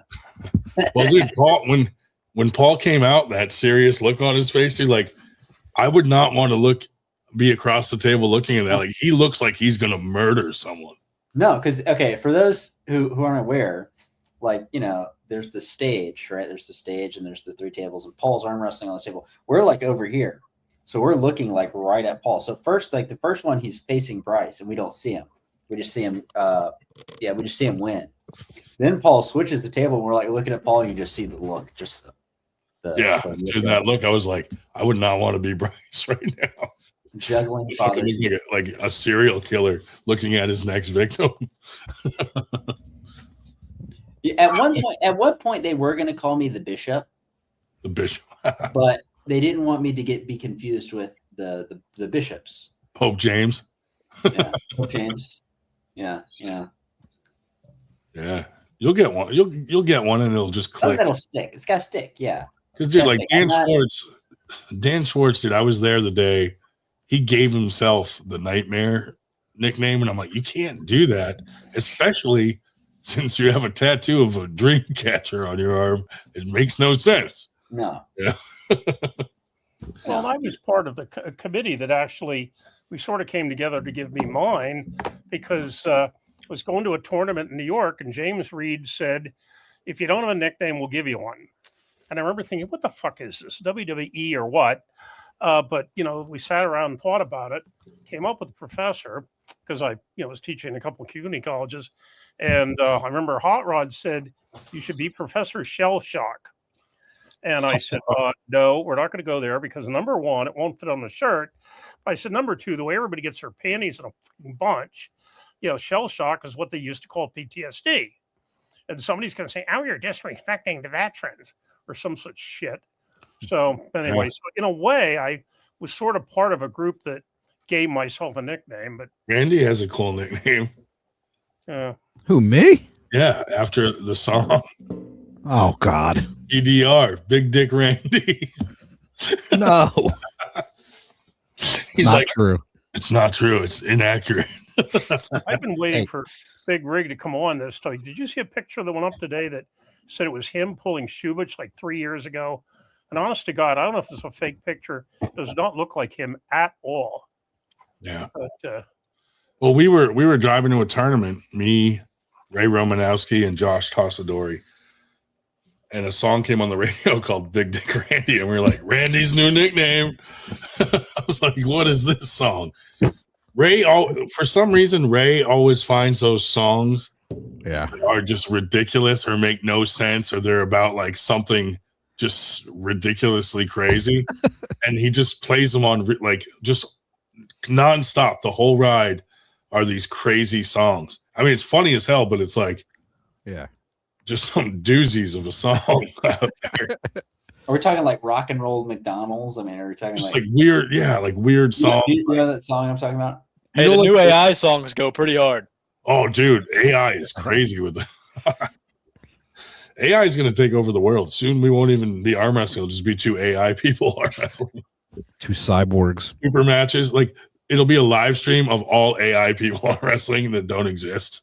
Can I do that? Yeah, you should. That would be hilarious.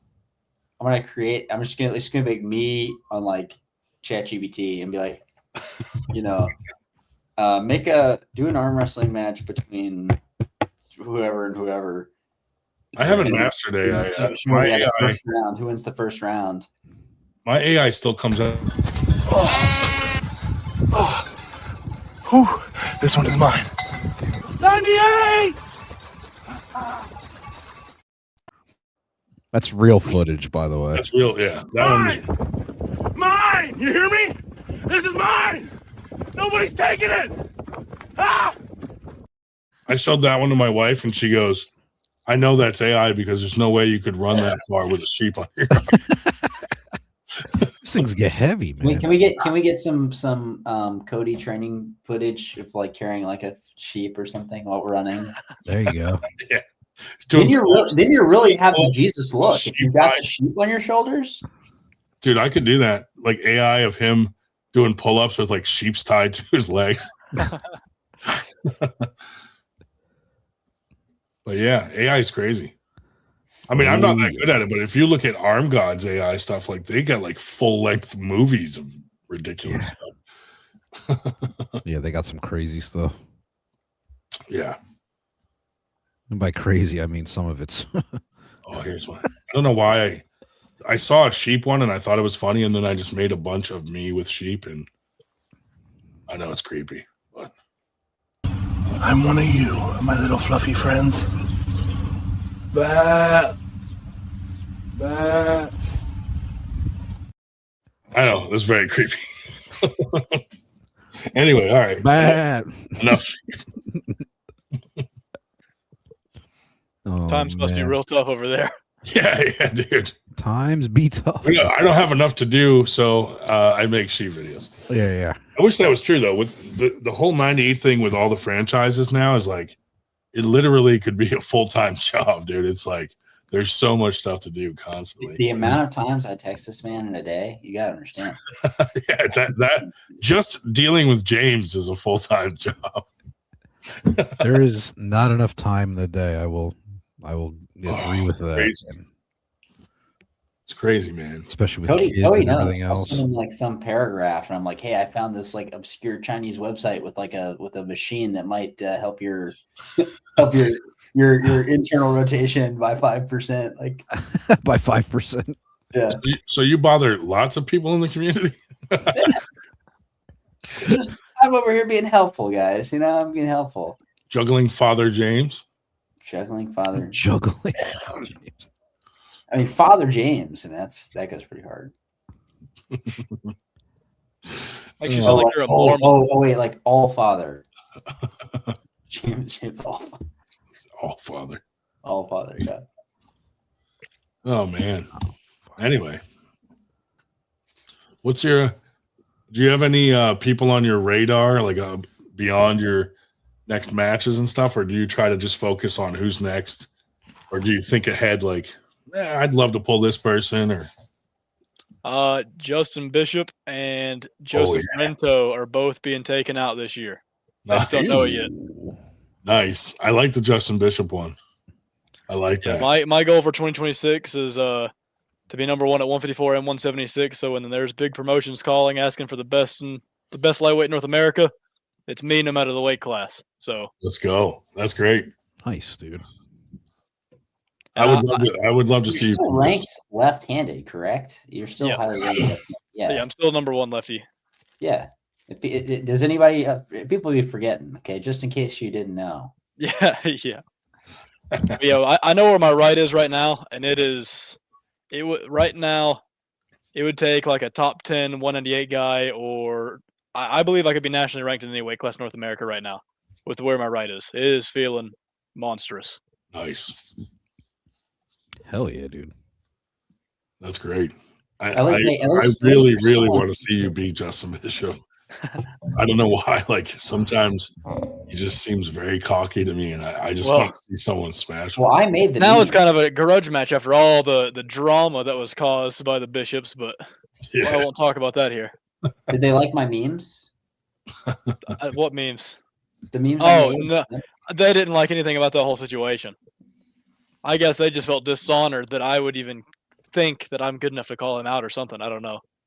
You'd think that I shot their dog with how much drama was caused by that match. Oh yeah, and they still haven't. So yeah, and just for, you're like he called you because he's like, how dare you, and then he canceled, and then he hasn't rescheduled. Hold on, he actually called you because you called him out? Yeah. So So I had asked a couple of people that I was talking to. Yeah. And I was like, okay, I had a practice with them. I felt pretty good in practice. But so when I went to that practice, they asked me to come to train him for some hits with Hunter. Because I'm one of the only guys in the South that has like the speed to hit combo. Well, now don't violate your NDA. Don't violate your NDA. Yeah. Now, when I went to that practice, I was on my third round of antibiotics trying to get rid of a sickness. It took me 5 rounds of antibiotics to get rid of the sickness. I hadn't initiated a hook in over 8 months because of my UCL tear, and that was my third practice for the week. So it wasn't exactly me showing up fresh as a daisy. I mean, that was like as beat up as I could possibly be, just showing up to try to help him out for his match. Well, I felt pretty good at practice, and I won't tell how practice went, but I'll just say I felt pretty good. And so I was asking people, I was like, hey, thinking about calling out Justin. What do y'all think?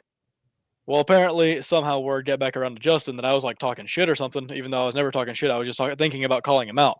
Yeah. Well, there was a YouTube comment section, and then Justin was saying like, well, I guess Cody felt somebody made a video, and he's like, I can't remember what was said, but Justin ended up saying like, Cody must have felt pretty good enough to talk about how he thinks he can beat me and yada yada yada. And he didn't seem like there's anything wrong then, because somebody commented I was still injured, and I was like, didn't seem like anything was wrong. Because I didn't want to make excuses. I was just trying to help you for your match. Yeah.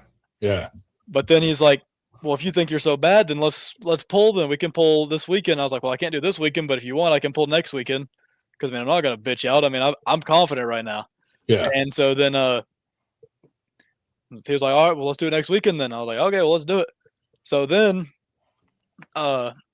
schedule the match. The match is scheduled for next weekend. Well, he didn't want me to live stream the event. So he messages me and he's like, if it's going to be live streamed, it's going to be by me. Nobody else is going to live stream it. And I was like, well, that's kind of lame that you're dictating who can live stream the event. I'm already going to your gym and probably your refs our match, you know? Right. Yeah. I was like, he has home court advantage already. So then you guys probably know Michael Fopp. Yeah. Yeah, Michael Fopp, we were playing disc golf when he said, like, if it's going to be live streamed, it's going to be live streamed by me. And so we're in a group chat, and Michael Fopp was saying how he thought it was childish that he's trying to dictate who's allowed to live stream and who's not allowed to. Well, apparently that upset somebody in our group chat, so they added Josh Bishop to the group chat, and Josh Bishop basically cusses out Michael Fopp, calls me a pussy, saying that I'm just trying to prey on Hunter prey on Justin after his match with Hunter, saying that I'm weak, trying to call him out, and I'm like, bro, first off, he called me out. I didn't call him out. He called me out. And not only that, he set the date and the place. I just agreed. So how does that make me a pussy when he set everything up? And I guess they're just too like emotionally inclined to not see the logic behind like he set the place, he set the time, he set the date. I just agreed to it. Yeah. And it was a whole big long thing. That's crazy. Yeah. So now it's kind of like you're gonna try to cause all this drama over some bullshit. Now I really want to crush you. So is he still gonna host that, or are you guys gonna wait till like a promoter like throws that? Nobody has reached back out to me for a match. I can't believe it. Someone will probably set that up at some point, I would imagine. I mean, that's a hot ticket right there. You'd think so. And they were like, and I was like, bro, I literally asked him multiple times because I knew that if I won, that everybody'd be like, oh, Justin just had his match, so you beat a tired Justin, you know? So I asked him multiple times. I was like, hey, can we set it up at an actual event, at an actual venue where we both get paid and we both get recognition for it? He didn't want that. He wanted it at his gym. That's weird. And I was like, okay, well, whatever. And then somehow I'm the pussy. Okay. Well, if you don't want things to be public and you want control over the dissemination of information, that does not suggest to be confidence. I mean, if you were certain you were going to, kick ass, you'd want to have it shouted to the world and, have it, some large event. Plus, why wouldn't you let the other guy live stream his own match? Well, what really got me is he made that, like, right after his match with Hunter, he made that thing, like, saying, anybody who wants it, come get it. Come get it, And then I was like, well, just not you. Just not you. Yeah, I guess not this guy, but everyone else. I didn't mean Cody. Oh, man. I love it when people do that, call people out, and then fucking back down. That's great. But that's a match I'm excited about. Like, I like matches like that better than some of the stuff that I see at East versus West because it's like there's a story behind it, and it's two guys that we know well in the community that we see often, that we root for. That's more exciting to me than someone on East versus West versus maybe someone that we don't even know or don't follow. Absolutely. I'd be much more interested in that than some Ukrainian versus somebody from Kazakhstan that I don't know, never heard of. Yeah, dude, like some of the matches at Knuckles Up, and no offense to those guys, but I think when they started bringing over people that like we didn't really know, it's hard to get invested in those matches where it's like, okay, Paul Passmore's pulling, that's great, but then against someone that none of us know. Like it makes that whole match like not that exciting, really. I mean, it's exciting to arm wrestlers because it's arm wrestling, but it's not it doesn't have that extra layer of excitement when you know both the guys and you're like rooting for both of them. And right, it's more one-sided in the sense. And it was who am I going to root for? Plus, Ron it was expensive. From my home state, or this guy I have literally no idea anything about. Versus like, who am I going to root for?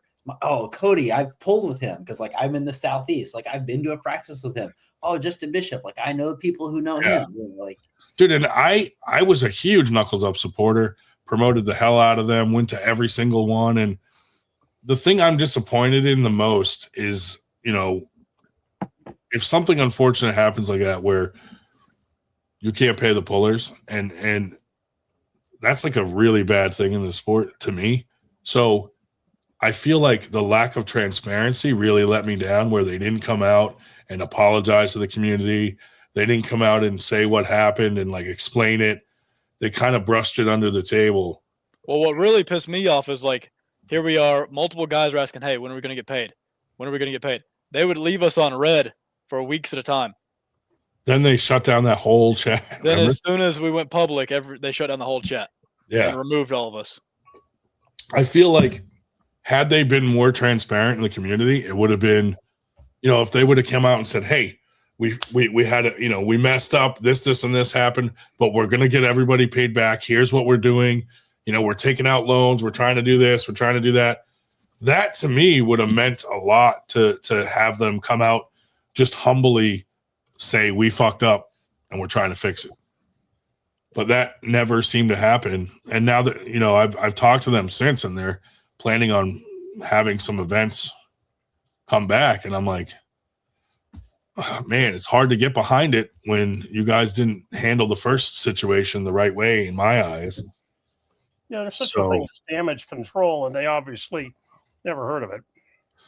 Yeah, I don't know, man. There's no way, like, if I had a major fuck up with 98, that I wouldn't come out and apologize to the community and apologize to all the athletes that got affected and explain what happened and say what my plan is moving forward to fix the situation immediately. Like, I wouldn't have waited or not at all. Did they even do anything at all? No, Or nothing. Nothing. Never came Nothing. out at all. Never came out at all. So Nothing was ever said. that's what bothers That's me the most. not a good image.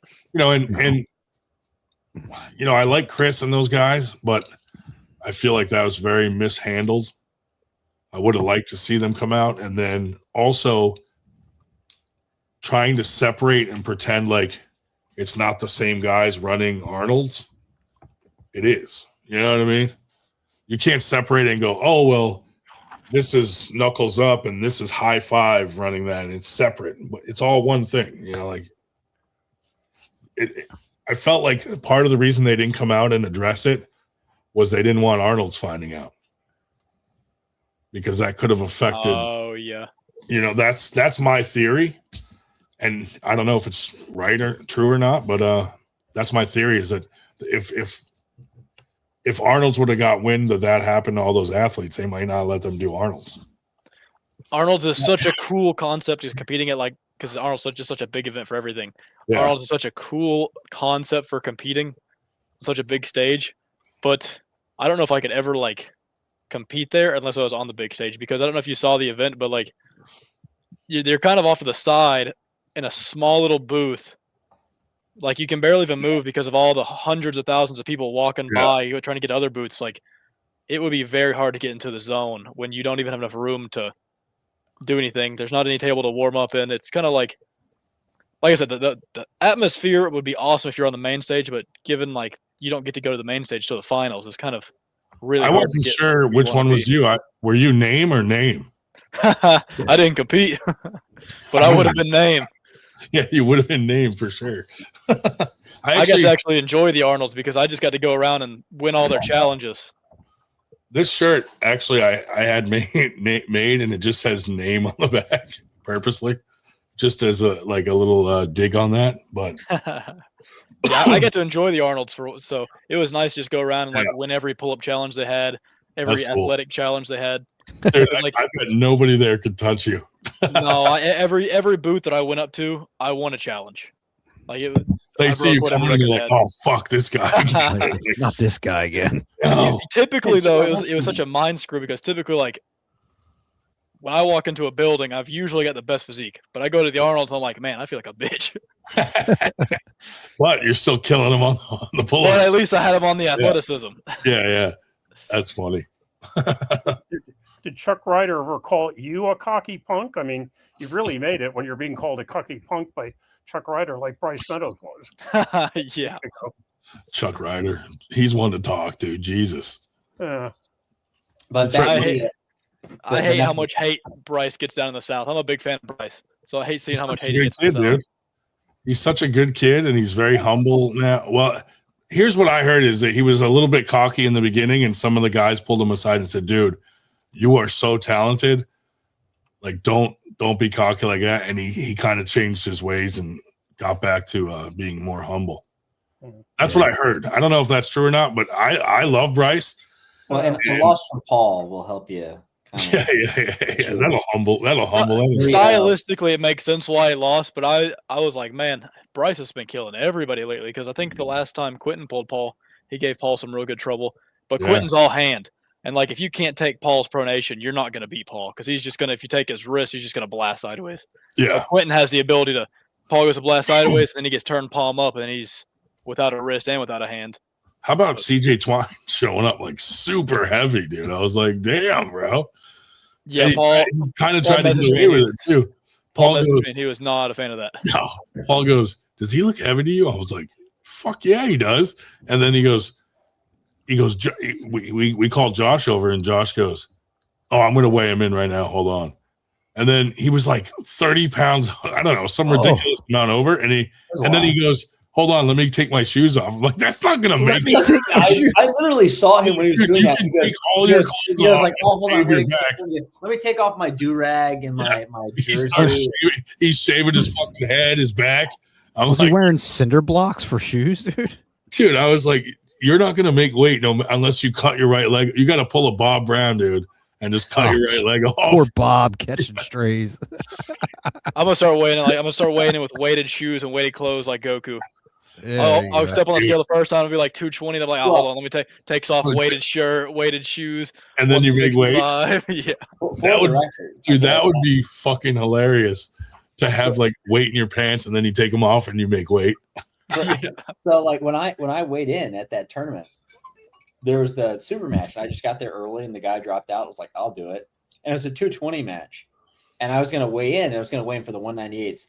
I weighed in with like my work boots on, with my fanny pack on, holding my camera. And I was like barely 190. And I was like, yeah, perfect. You know, but now can I take another opportunity? Can we knock on the knuckles up, guys? Shoot. With our strap knowledge that me and Ryan have been uncovering. Oh yeah, that is so you can always tell the character of someone, I think, in two ways. There's like you can learn a lot about somebody by the way they do business, you know, but you also learn a lot about somebody the way they practice pull. Okay, because like when you practice pull with somebody and you have a good time and they don't hurt you and they actually know how to like practice pull. Yeah, like, that's a good like okay, we respect everyone, but if everything's like ready to go. And they're always sitting on their side of the table. Win at practice. Like, okay, bro, I don't want to follow you. But when it came to the strap, and Ryan, you can tell some of the story, but when I had this for the 98 strap, I was inspired by the Knuckles Up strap, which Cody has one and Paul has one. And they're like very unique because of the buckle. And it's a metal buckle, very thin, and it lays in your hand. Like a lot of like metal buckles to me are better, but they're usually less comfortable. And to me, the very thin metal buckle, at least in my opinion, solves some of those uncomfortable problems where it's like way more comfortable, but it has all the benefits of a metal buckle. And so I loved it, and I was like, where can I find it? Couldn't find it anywhere. I do all this research, and I find this one company in China. And I go on their website and I was looking at their website. I'm like, oh, this is the company that makes all the arm wrestling straps. If you go on their website, you're like, oh, that's the lion strap, guys. Yeah. Oh, that's the one I see on Amazon. Oh, that's the Devin Larich. That's the arm bet strap. Like they're all on there. That's just like, and those are just the ones they have on their profile page. They'll do anything. They have any combination. They're like, oh, we have a buckle person. Like you just tell us, like you show us the buckle you want or tell us the buckle you want. We'll find it for you. We'll paint it whatever color you want and we'll put it on whatever strap you want, custom material. You can make it, you can make it sandpaper for all we care. They'll do anything. And the price, okay, here's the thing. And then the other thing is the price. Okay. They're not that expensive. Yeah. I'm not going to go into a whole lot of detail, just because like we'll make some money, but like, the 98 strap is going to be probably at least $2 cheaper than any other strap on the market and just as good. Yeah. We'll talk about whatever the price is going to be, but these straps are like $11, $12, $15. Yeah. They're not paying anywhere close to it. But you can now let Ryan, if you want to tell the story of this strap conversation. I wanted the Knuckles Up strap, and you're like, I know the Knuckles Up guys. Yeah.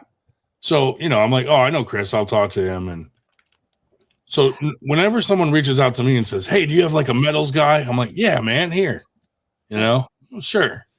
So I reached out. I'm like, do you guys have a strap guy? And they said, no, we make the straps ourselves. Let me find out how much we would charge you. Cause I was like trying to get some straps made. So they come back. It was like, I don't know, $7 a strap.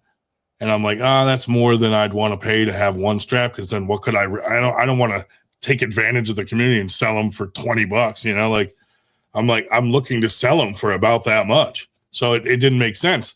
And then James found them there. And I'm like, fucker tried to middleman us and fucking charge us more and get them made cheaper. And I was like, that's not nice. You know, like I just am not like, I try to not make money off arm wrestlers. If I'm going to make money, I try to make it from outside of the arm wrestling community to bring money into the sport. So to me, that was kind of like, what the heck, man?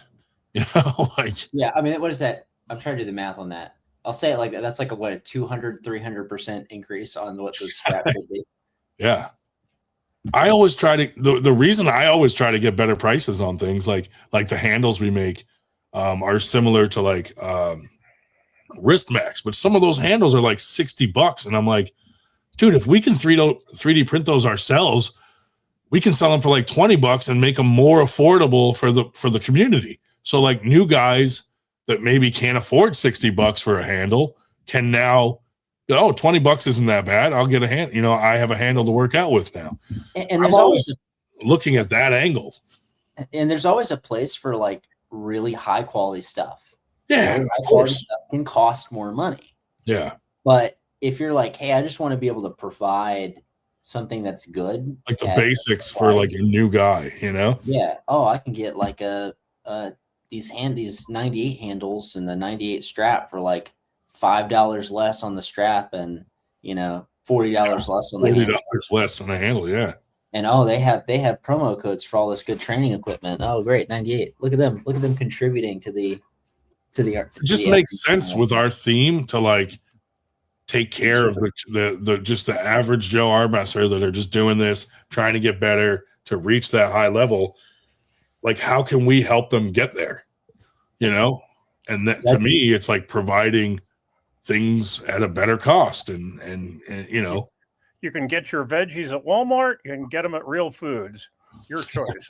Yeah, pretty much. I mean, the handle does the exact same thing. Why not get the cheaper one? You know, that's my goal for the 98 strap. Is one of the best quality straps out there. $2 to $3 cheaper than every other strap. Yeah. Except like that one strap on Amazon that's like $5 with the metal buckle that I bought. It's terrible. Yeah. Yeah. Well, it'll probably be a little more expensive than that. That's why we're working on our 98 headquarters that we're trying to do, because my whole theory with that is if we can have our own event space that we can rent out all month and then throw a few tournaments there every couple months, but all those other events, we could be making money off the food and the drinks. So now that's where the real money is. When you go, if you throw a tournament at the bar is making way more money than we are off the event just from people drinking and eating.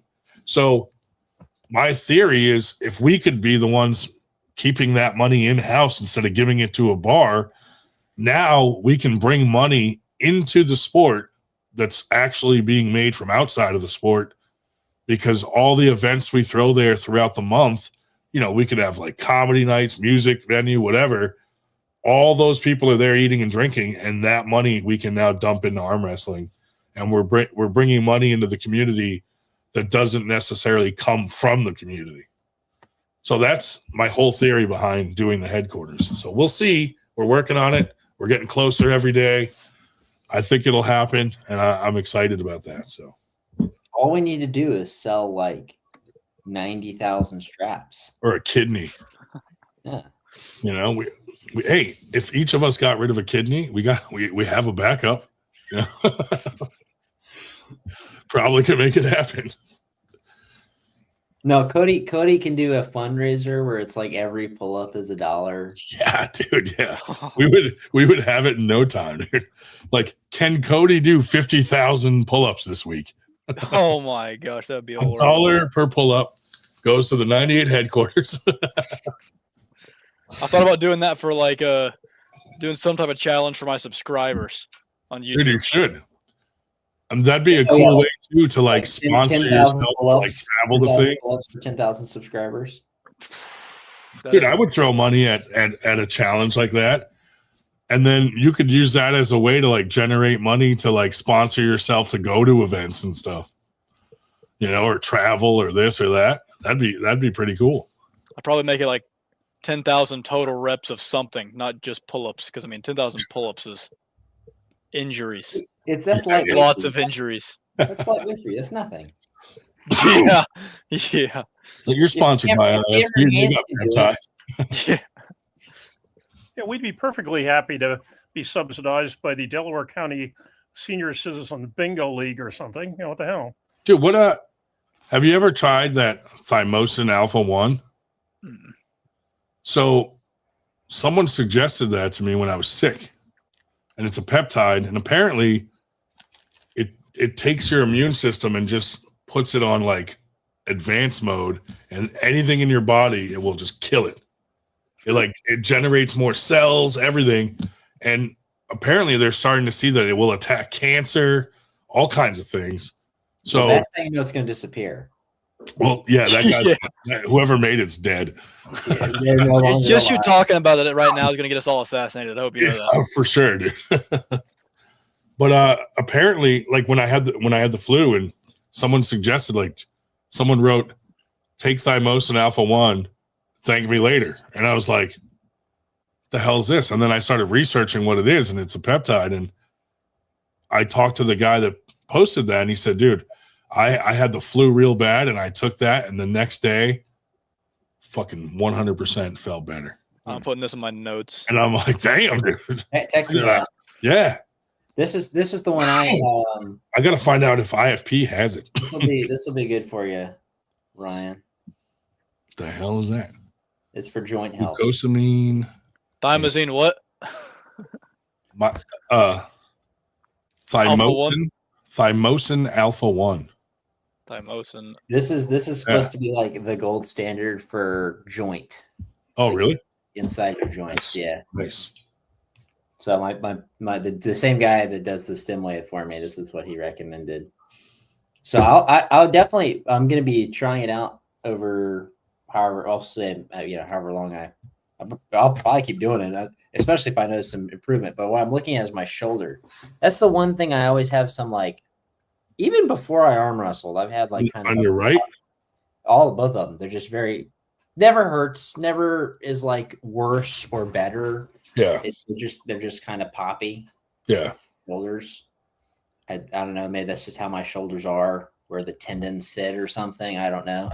So we'll see if that improves, or if just my general, I don't know, something. It's supposed to improve the different parts of it. They improve the joint itself, the joint health, but also like the smoothness of the joint and everything around the joint. So do you take any like collagen or anything like that?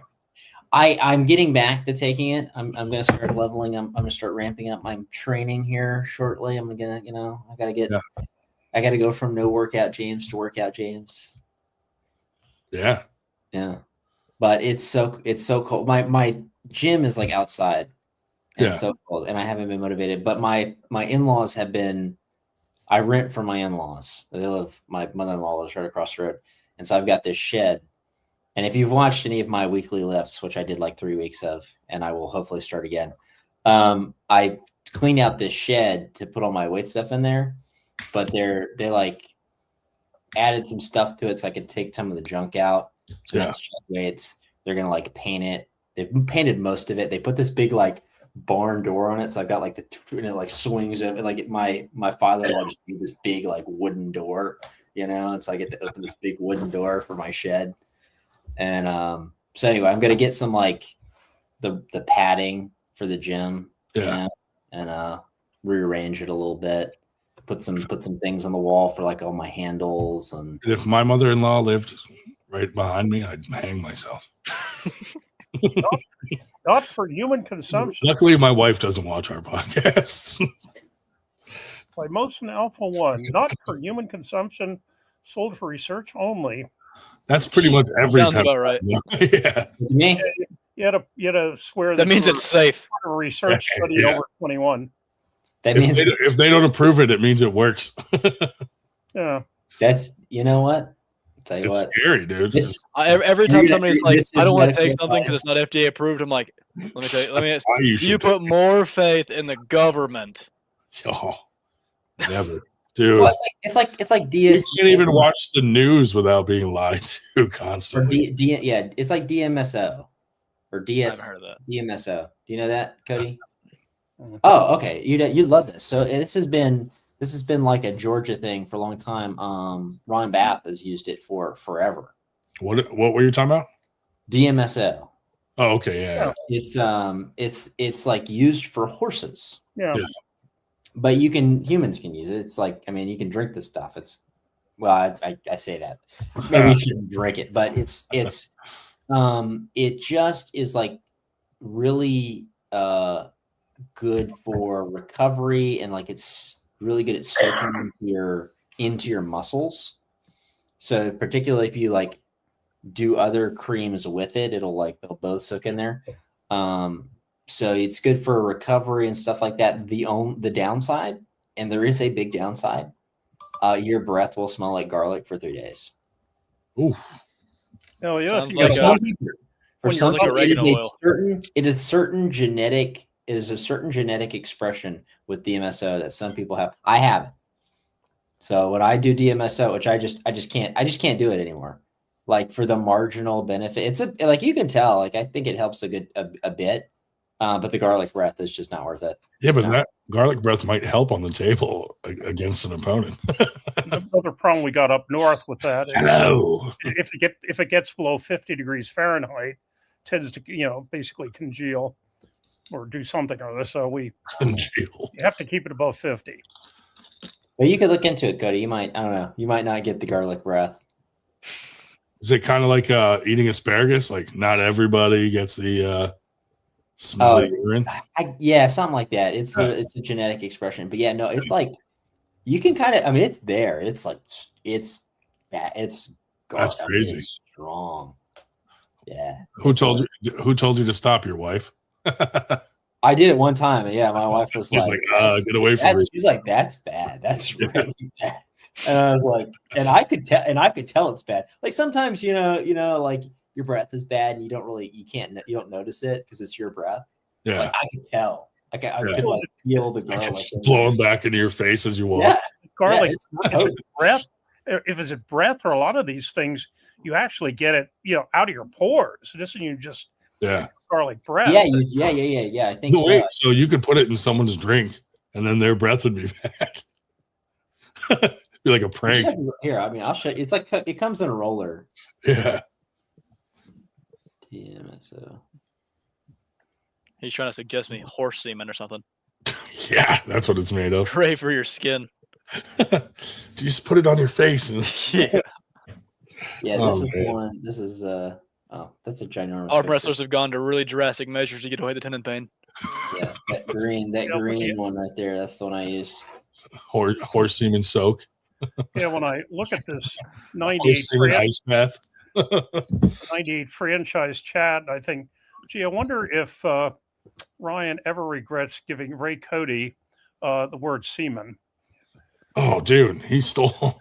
Yeah, Okay, now here, he goes crazy with that word now. Can I pitch you a meme, Ryan? Because I've had this meme in my head for like 2 days, and I feel like publicly on a live stream is the place to share it with you. Is it a pastor appropriate meme? Not really, but I'm gonna pitch it to you. Okay, Yeah. Let's go. So there's all this talk online about anti-Semitism, right? Organ shot. Oh, However, man. but I think you have the anti-Semitism. I think that's your anti-Semitic. And I think that's a bad thing, and you need to stop being anti-Semitic. I think sponsors would love it, dude.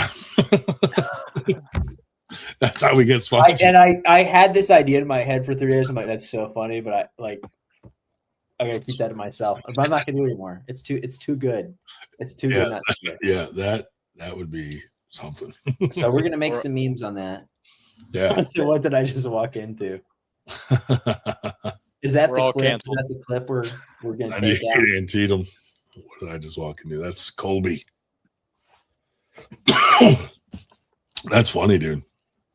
Speaking as a trained historian, I'm very nervous about anti-Semitic anything because there are too many echoes with 90 years ago. Yeah. Unfortunately. Far too many. Well, look at a different direction this time. Look at the crazy world we live in anyway. Yeah. People are absolutely fucking nuts. That's why I don't leave the house. I just stay home. I don't want to be out in the world. And, you know, I read something today where people said actually the situation probably worse if it wasn't so fucking cold all over the country. Because, you know, the whack jobs, even the whack jobs don't want to get out cold. Right. It is kind of weird when it's, you know, Wednesday night, I was at my brother's place, took a look at it was colder in Allentown than it was in Fairbanks, Alaska. I mean, and Fairbanks is known to hit minus 40. Well, at the moment, it's 4 in Allentown and 8 in Fairbanks. Billy Ortegas. Put the link out there. He usually likes to come on late night. But yeah, it would be crazy if the weather was nicer. There'd be more crazy stuff going on. Larger protests, larger everything. Craziness.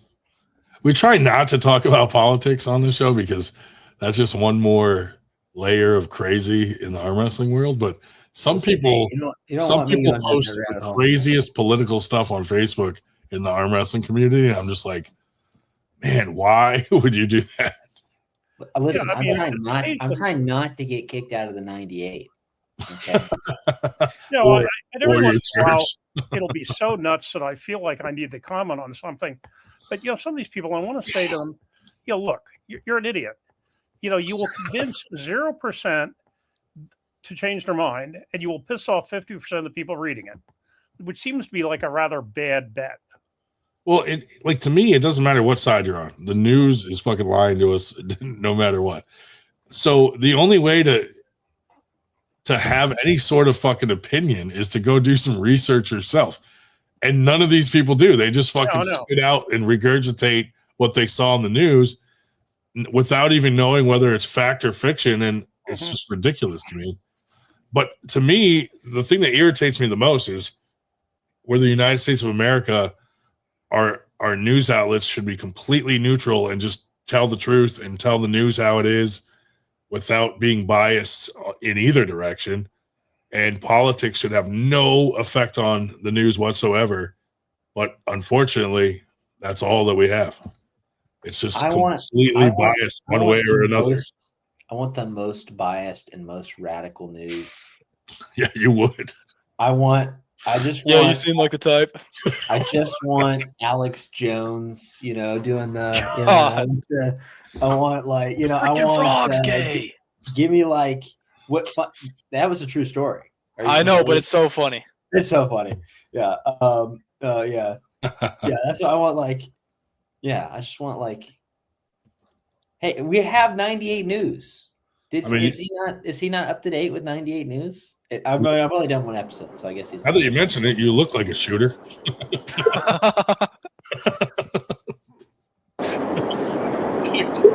just picture him on the news. Yo! Holy moly! What is that distortion? Yeah. Yeah. What's all that noise in the background? I'm in my fucking truck. Holy Lord! I'll get on when I get home. All right. One question though, Cody Wood, how do I get my fucking pull-ups up? Do more pull-ups. I don't know. Yeah, I'm up to about 5 or 6 right now, but I do weigh 280 pounds. Well, 275. So shoot, that ain't no excuse. I can do more than that with 280 pounds total. I can hang there for a minute. I seen that, Cody. I seen that, buddy. Don't worry. Don't worry. Man, I was watching that match with you and Josh Elton, bro. I'm like, bro, if Cody Wood smashes Josh Elton, I'm fucking pissed. That means you could beat. That means you could beat me at that weight, and I'd be like, fuck. But yeah, I'll get back on later, guys. All right, I just wanted to fucking. All right, later, man. Like, get off of this motherfucker. Get me out. Yeah, Ryan, we were briefly outnumbered by the Confederates there. Yeah. Got Louisiana, South Carolina, and Georgia on us with us tonight. Do you guys view us as like northern pieces of shit? Or I wasn't gonna say it publicly, but Yankees. Y'all are northerners. Yankees. Dude, I'm originally from New Hampshire. It doesn't get much further north than that other than Maine. No, hell no. You cross the state line and the welcome signs are in English and French because they're right next door to Quebec. Yeah. This is America. Or in the South, this is like in a.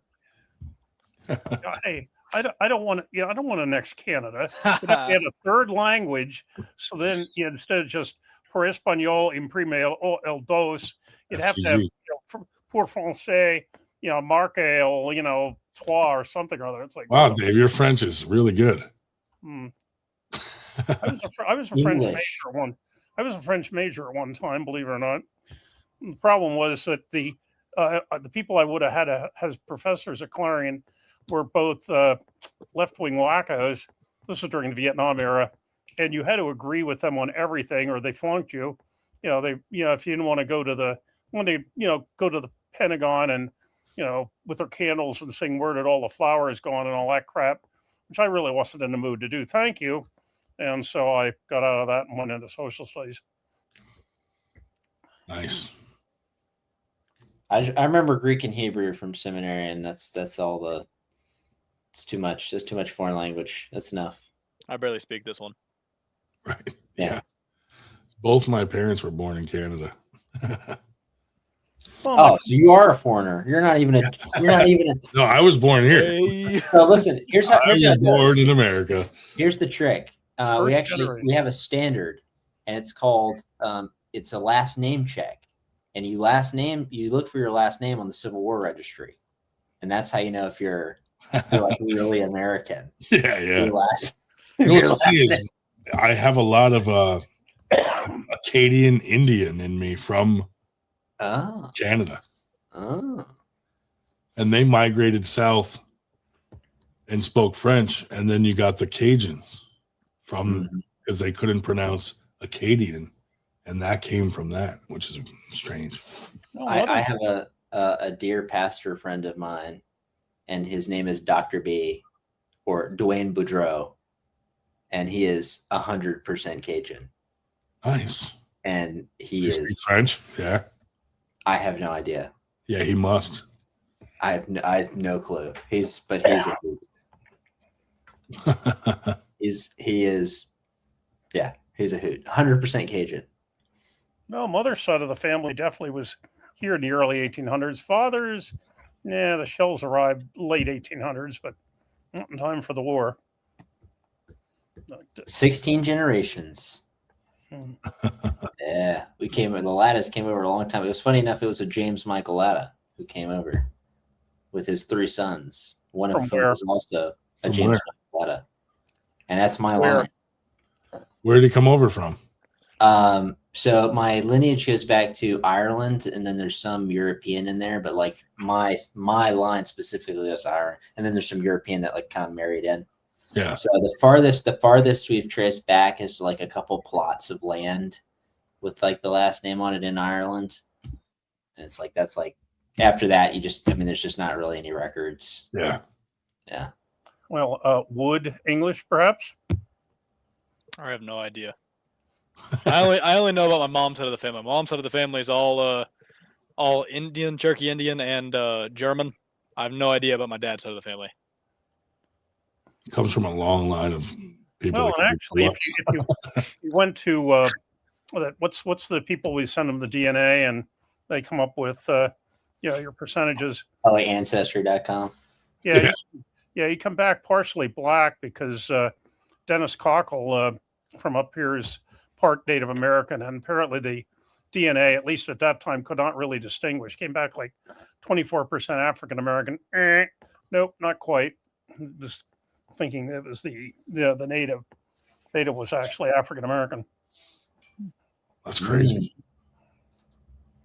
No, English heritage is one of the most populous in the South. Most of the country, as far as not counting, African American, because as far as European heritage, most of the country, the main European heritage is German. Because across the North and the Midwest, Yeah. The South is generally English. Interesting. Wow. Well, that's because from what I've understand, the shift in the European accent, the Southern accent was kind of basically the accent, and the European accent shifted historically. But like saying, the Southern accent was like originally what all the Europeans kind of sounded like. Yeah. At another fraternity convention, they were in Savannah, and we were on one of the riverboat things, and the woman was talking about how James Oglethorpe had the first planned community grid pattern and so forth in Savannah. And I turned to my friend from the University of Alabama, and I said, "You think she'd think it was a smart-ass Yankee?" I pointed out that William Penn had done that 50 years earlier in Philadelphia, and he thought, "Yeah, she probably would." So, I kept my mouth shut. Sorry, Oglethorpe, you are not the first. The Savannah folks are proud of being Savannah folks. Where does the South officially start? Northern Florida. Anywhere that's north of me. Yeah. Anything south of it's gotta be where the Appalachian Mountains start. So yeah. anything south of that ain't really. Virginia, Maryland, south. Let me look at a map. Honestly, it's gotta be like. Do you consider Virginia the South? No. No. Probably North Carolina. North Carolina. Below. Yeah.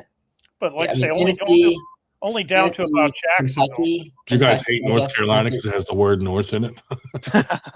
Yeah, I do have some bitterness towards North Carolina. They're this close. They're on thin ice to losing their Southern status. Cole said South Carolina. Roy said Yeah. Virginia and Maryland are not. Tennessee, North Carolina, South Carolina, Alabama, Georgia. Yeah. Mississippi. I think you could throw Mississippi in there, but anything else is like mid-Atlantic. Florida is not south. They might be below us, but they ain't south. Well, they're their own weird fucking what? Yeah, it's like Atlanta. Atlanta is not south. Atlanta doesn't count. Does not count. They're not the Florida's South. their own weird. Atlanta's not even Georgia.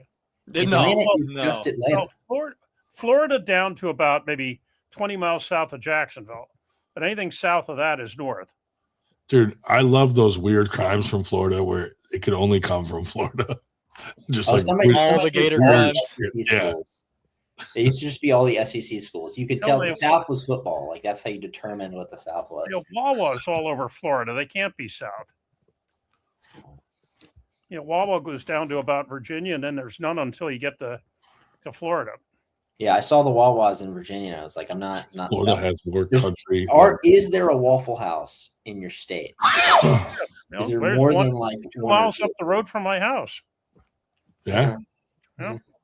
I feel like you have 400 of them. To be part of the South, you got to have mountains.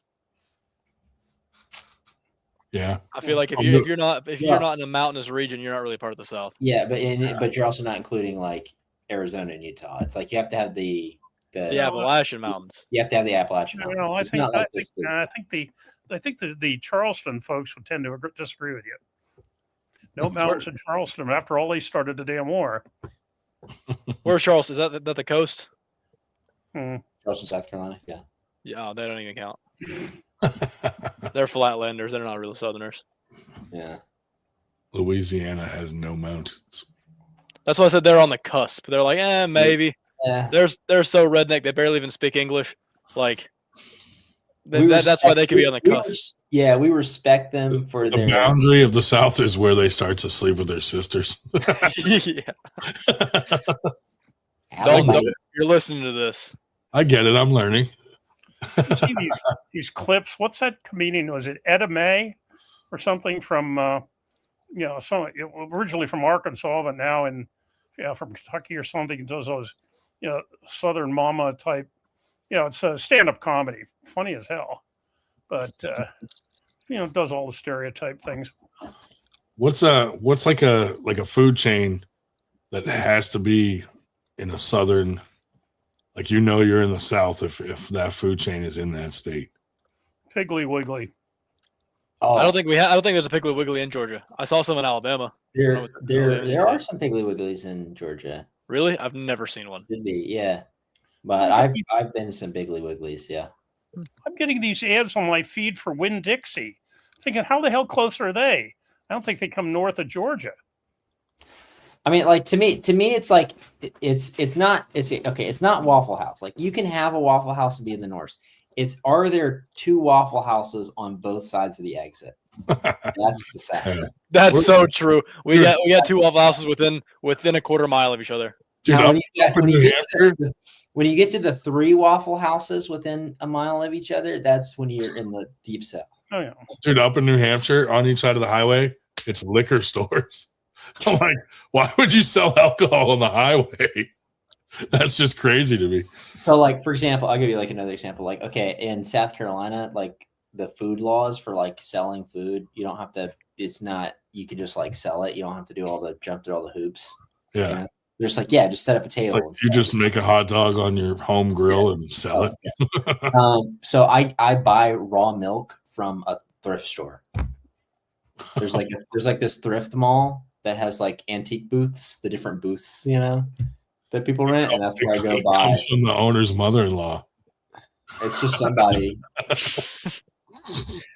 delivers the milk to them, and then I go from the tap.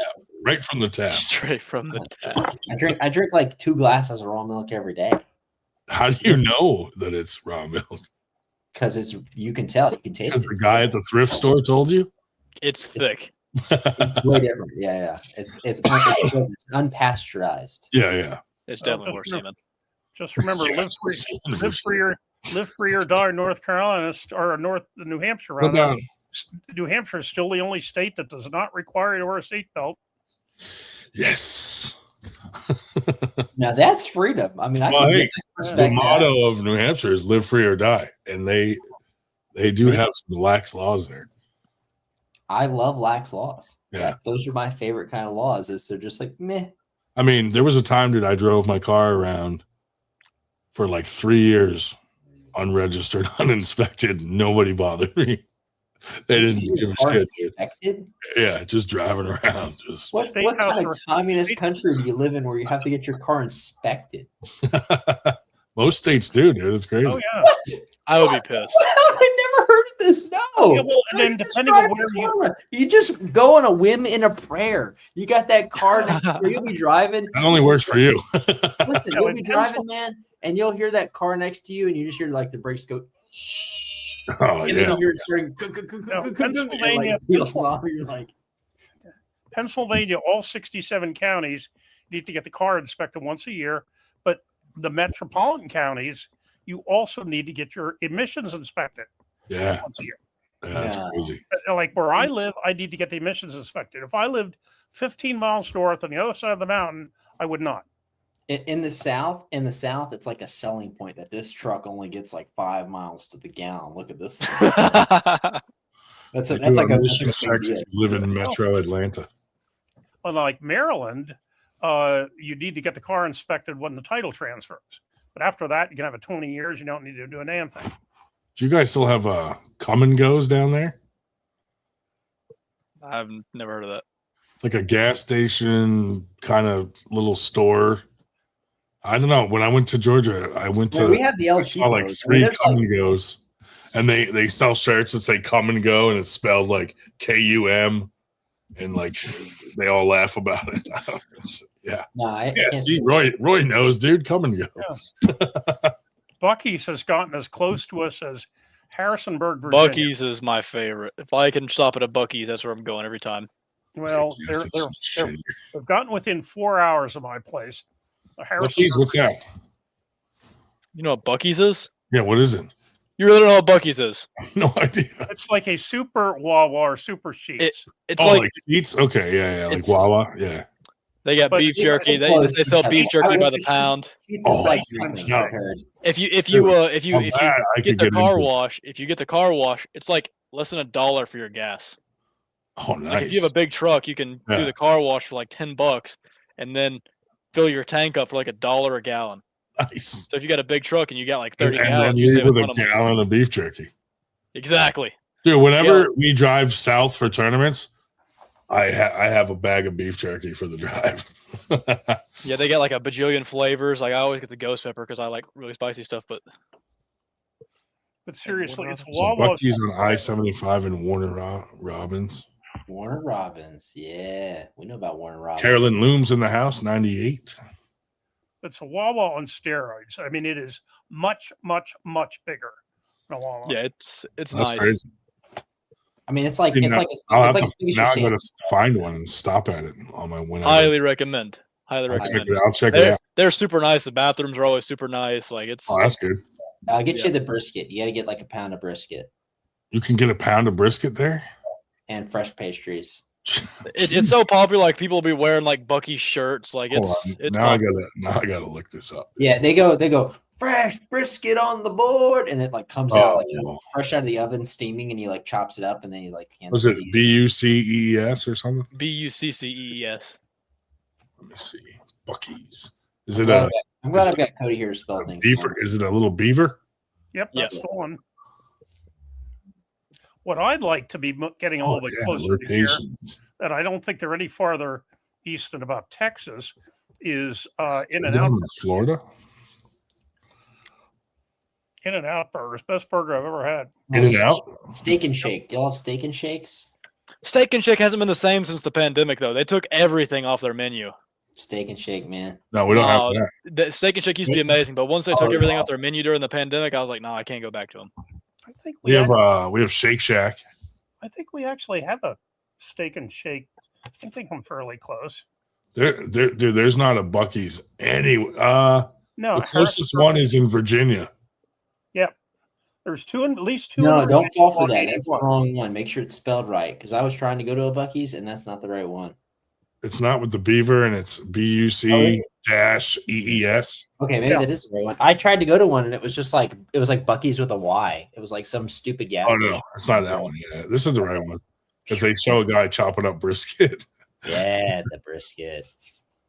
That's pretty cool, dude. I don't think I've ever been to one. Highly recommend it. When you It's the come only down gas south, station recommendation. They got a Yeah, toy like- aisle. You got Bucky's and you got Racetrack. Those are the two that's like to go to.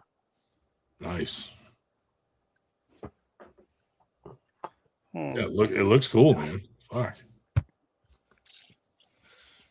Well, next time when I head south, I'll find one. we got to have a Cody Words versus Ryan Grind super match. Dude, I wouldn't have a chance. I wouldn't have a chance. For charity. I can barely beat James lefty. Actually, you can beat me lefty, but I can beat you righty. It's true. I think, unless you were sandbagging me to make me feel good about myself. Could be. Could be that I had just lost 16 matches in a row. Dude, I lost to Paul Italia, so. Yeah. And Gary Roberts. Toys R Us. Yeah.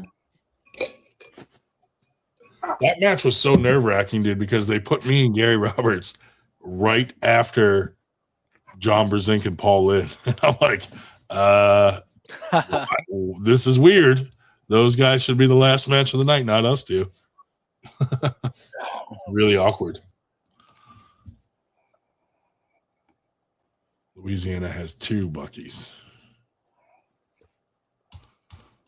Yeah, they're saying Mount Crawford, and which is 4 hours and 16 minutes from your beautiful house. Mount Crawford. What are you looking up? No, Tim Lewis said there was one in Harrisonburg. Oh, well, maybe that's the one same one he meant, just south of Harrisonburg. 4 hours and 16 minutes from the 260 minutes from the Ryan. How come Tim only shaves half his mustache off? Huh? Ever notice sometimes Tim, like he only shaves like half his mustache off, and there's like still half a mustache on this side. It's not all the time, just sometimes. I don't have that problem. Nope, never noticed. But then again, I'm probably not looking into his deep blue eyes like you are. I'm way too old for his taste. Cody still looks young enough for Tim Lewis. It's a youthful man over there. Yeah. We're almost the same age. You just don't carry it quite as good. He takes a lot of pictures with young, strapping boys with their shirts off for some reason. That's strange. I have heard that rumor before. This is kind of strange. He lives in like a college. Before. Is this like a legitimate rumor? Yes. Oh, yeah. Yeah. Oh, sure. wow. Oh, wow. Yeah. Is this like on? Do I need to like go on Facebook to see like the war? I'm sure you can find the picture, dude. It's disturbing enough to where you'd think like someone did this as a joke and it's AI, but it's not. Oh no, it's literally his It's real. Like his background banner. Yeah, it's literally his banner. It's just him and some guy. No. There's like pictures of him with like 7 young college kids with their shirts off. Just hanging out shirtless with the boys. Oh, weird. Wow. Cody's like, I'm never coming on this show again. No, I've heard that rumor, but I'm not up there, so I don't know just how true or false it is. So I can't say too much. Right. Well, we met him. Didn't I meet him at the Virginia tournament? Yeah, you did. Yeah. So we're now banned from Worlds. Oh, that's okay. Yeah, that's him. Oh, okay. Yeah, yeah, that's Tim Lewis. Yeah. Together. Yeah. That's so funny. Yeah. Dude, he was on the side table pulling the entire time we were there. Every time I pull Tim on the side table, he's always pulled for so long, like he's not even there anymore. Yeah, because he's so fried. And I think he had a super match too. He did. So he did a super match and then was on the side table. For the 4 hours I was there, he was on the side table the whole time. Like, damn. Yeah, and he does blow up fast. Yeah. Well, that's the downside of him having those giant biceps is he gasses out fairly quickly compared to someone that doesn't have that. I don't have that problem. What do you mean, James? Them things are huge. He's rocking like 24s. Wow. At least I would hope so. That sounds like a good number. Holy moly! What's your bicep measurement? The biggest I've ever measured my right arm fully pumped was 18. Usually it's like 17 1/4 non-pumped. That's still impressive. That's I crazy. think I got like a 12. Like that size for your weight is fucking insane. It's coming along. The goal is to eventually get to 18 inches non-pumped, but it's a ways away. I just want to see you flex after you smash Justin. His pictures when he was a runner and he looks like, JJ Williams. But don't say his name on our podcast. Is he banned? Did he get banned? No, well, he planned a super match and then the day before said, I can't make it.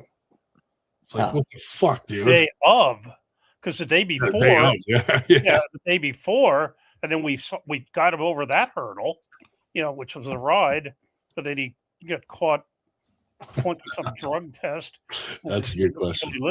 His aunt he lives with said, "You're not going anywhere, son." Apparently, he's still grounded. David Marr has a good question. Really, the question is he bigger than 15/16? So Dave Shell's areolas measure exactly 15/16. Which I only know because Ryan made a big fuss about it. Well, dude, because you showed me your nipples at a tournament. Previously making.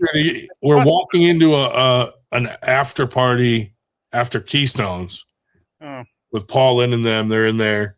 And all of a sudden I hear, hey, Ryan. And I turn around and he flashes me his areolas. But so I was like, do that except for the fact I said, Dave, those are a lot smaller than I would have expected. Yeah. So he measured them and they were 15/16. Mhm. So that's Dave's areola measurement. I don't know why I know that, but I Well, did. now I'm curious as the size of my nipples. Yeah, right now. I So gotta know. we all measure our areolas. Dude, MJ came on and she somehow her breasts came out on the podcast, MG. Somehow. And I was away at a tournament and Dave Shell was running the show. And all of a sudden I get all these texts from people saying, dude, this chick just whipped out her tits on the show. And I'm like, I'm texting Dave going, what the fuck, Dave? This is not good.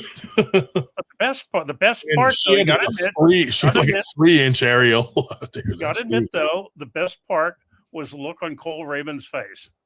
Hold on, I can pull it up. The nipples and everything.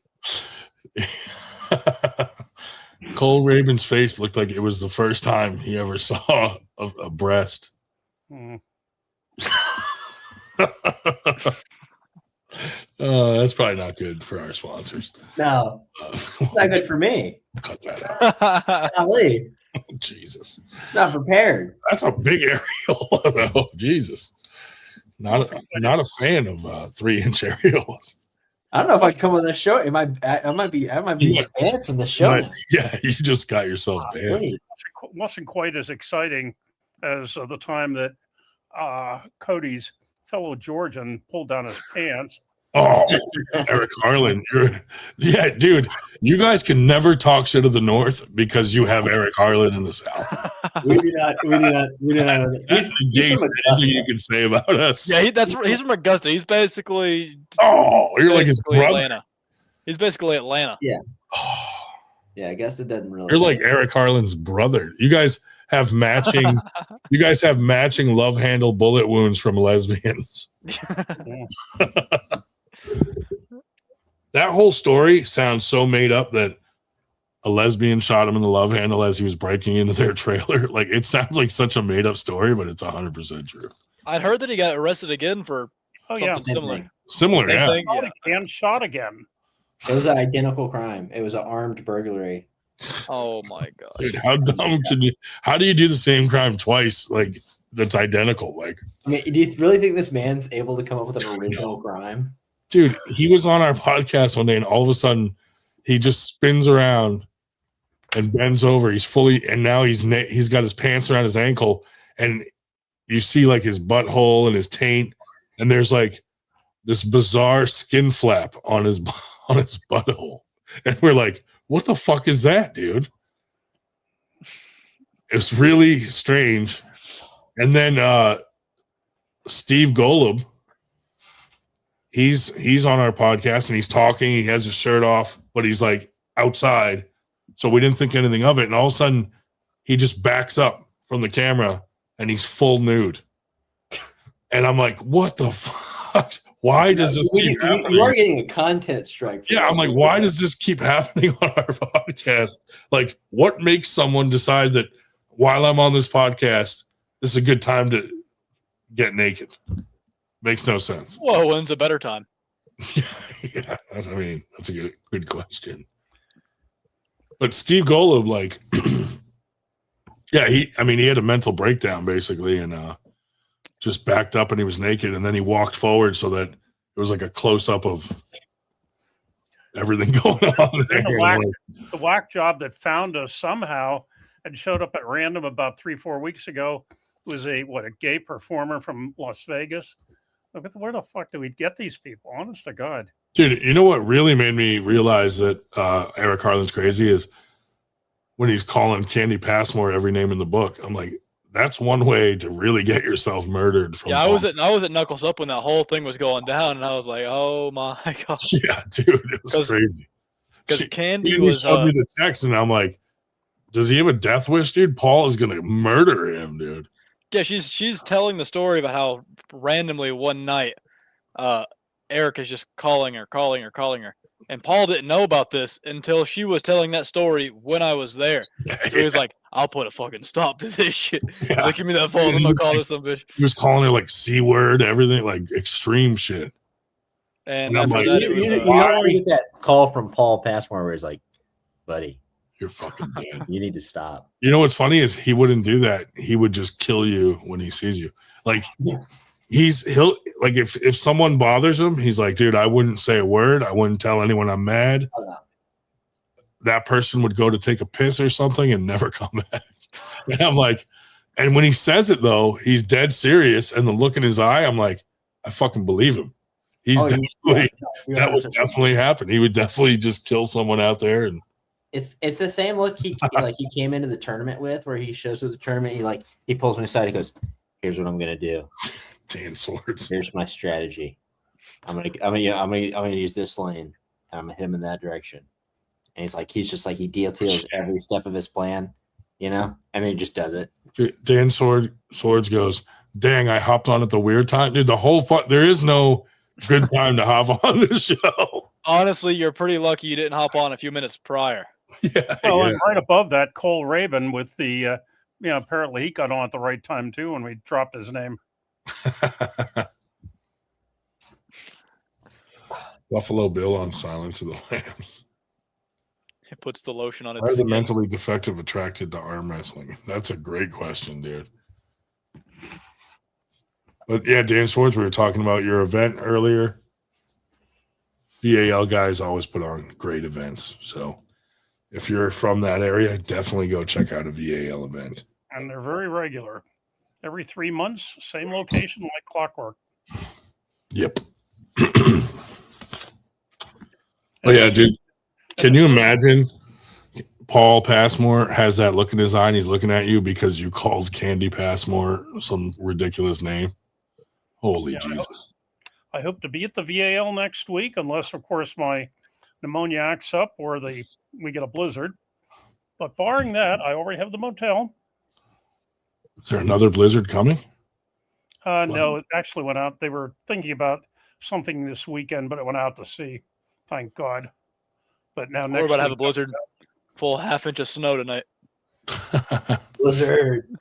I still have a foot of snow on my car. I didn't even clean it off or anything. I do have to get close enough to South Carolina sometime to, test out those, that double flex that, James keeps giving us, but, whatever. Yeah, Paul was definitely locked in at that tournament, dude. The look on his face alone, I was like, damn. But, it helps when one of your opponents shows up fucking 200 pounds heavier than he should. Can we make an AI fat meme of him? Will taking my left shoe off help? That's just crazy to me.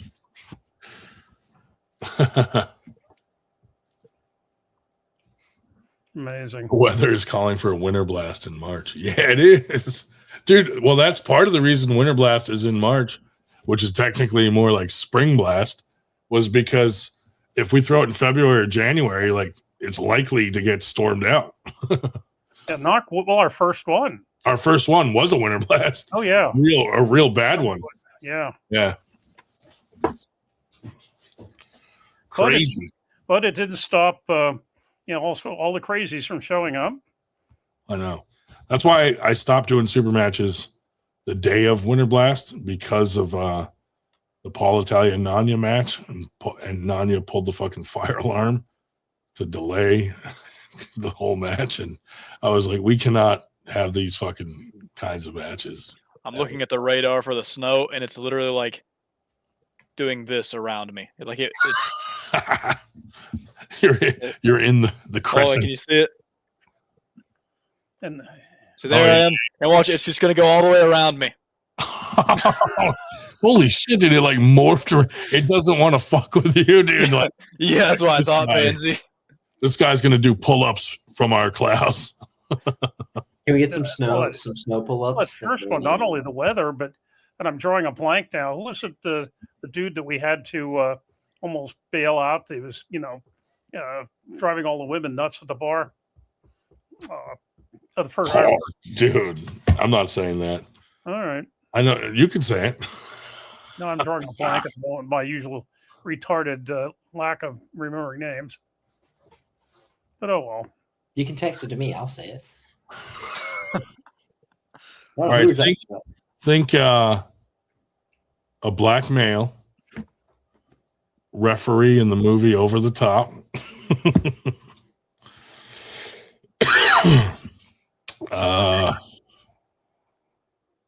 Legend in the sport. Gary Goodrich. Named after a snake. Oh. Yeah. So Cobra Rhodes, Yeah. he came to the first Winter Blast and was just high out of his mind. I don't even know if it was just weed, to be honest. I was like, holy Christ. So he's at the bar and he's like putting his arm around women, random girls. And he's like, I'm an arm wrestling legend. And they're like, I don't give a fuck. Get your fucking arm off me. I don't care about arm wrestling.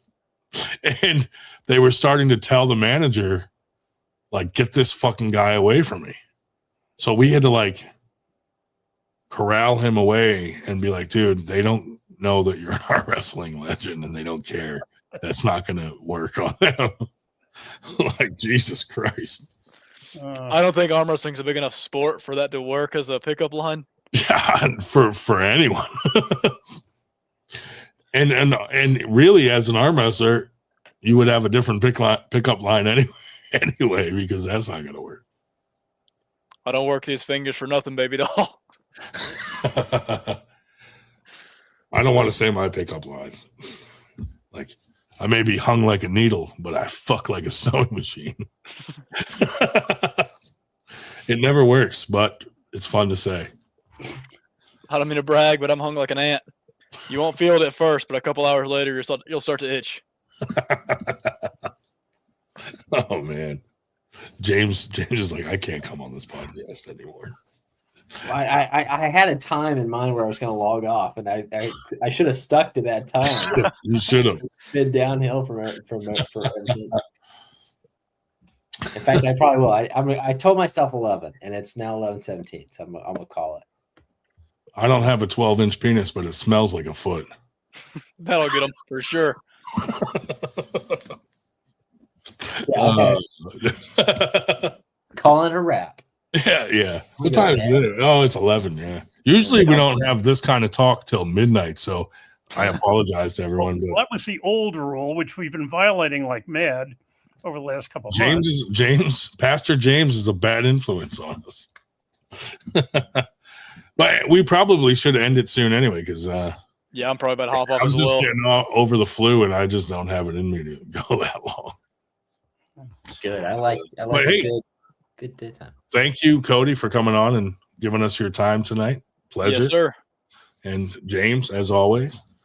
Hope to see you guys soon in person and somewhere. I'm sure we'll run into each other somewhere. I do plan to get down to some practices in an area so you can grip up with the, I'm famous in arm wrestling too. I'm absolutely the lowest person on the area. This is the lowest air score. 42 plus, right? I have the lowest score on the entire chart. Left on That's pretty good. In the middle. Christian arm wrestling podcast. Yeah. I do it. We'll make it happen. But I know the Passmores are planning their first event down there, so I'll probably come down for that. So I'll see some of you Southerners, some of you Southern bastards. I'll stop by one of the Buc-ee's on the way. Bring us some brisket. Hey, I'll bring a pound of once you brisket. go to Buc-ee's, you won't leave the South. Oh, dude, I might have to move. Honestly, I've been trying to pitch him. Yeah. Land of the Pines. Strumming my way to North Carolina. It's probably cheaper to live down there too. Up here, it's fucking crazy outside of Philly. Way cheaper.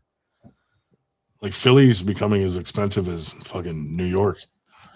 Well, everybody wants to live in the suburbs, so they only have to drive into the city, and it's driving all the taxes up and everything. It's crazy.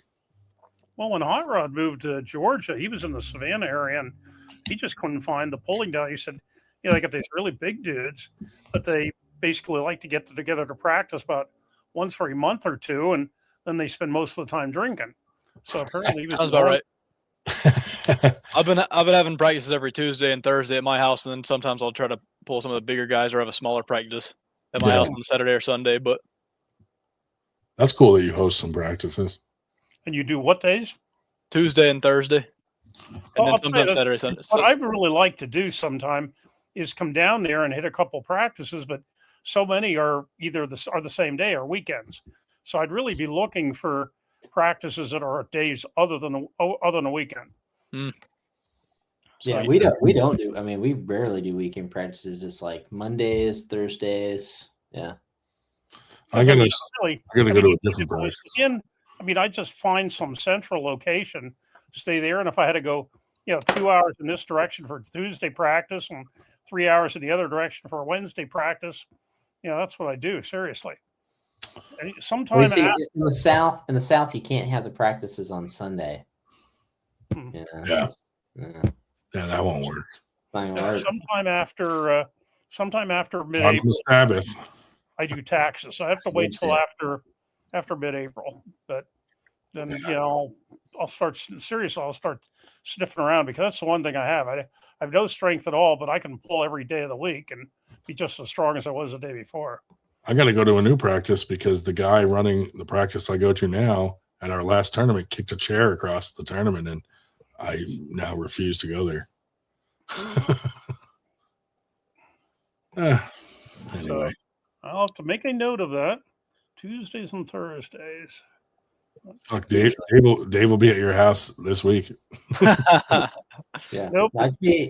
And ours are sometimes Mondays. Right now, our group is Thursdays because that's what Jordan hosts on.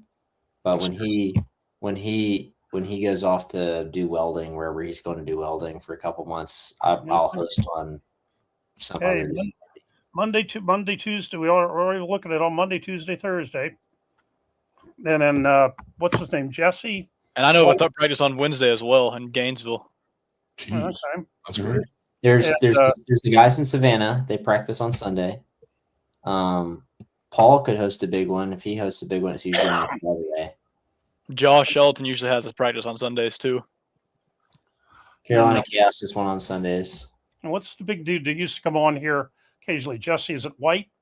Jesse from White. Nashville? Because he said, we'll do a practice anytime you show up. Yeah, Trevin knows all the Tennessee people, so he can tell you all their practices. Nice. Yeah, my all-time. In fact, I was thinking we might see, Mac on tonight, and because he was talking about, see how they put it here. Benji Mac said that what he was looking for was, he put up a post today that they had practices like Friday, Saturday, and Sunday, and I said, it's the spirit. He said, I did 8 practices in 8 days last week. Would have been more this week if it wasn't delayed by this big mega practice on Sunday.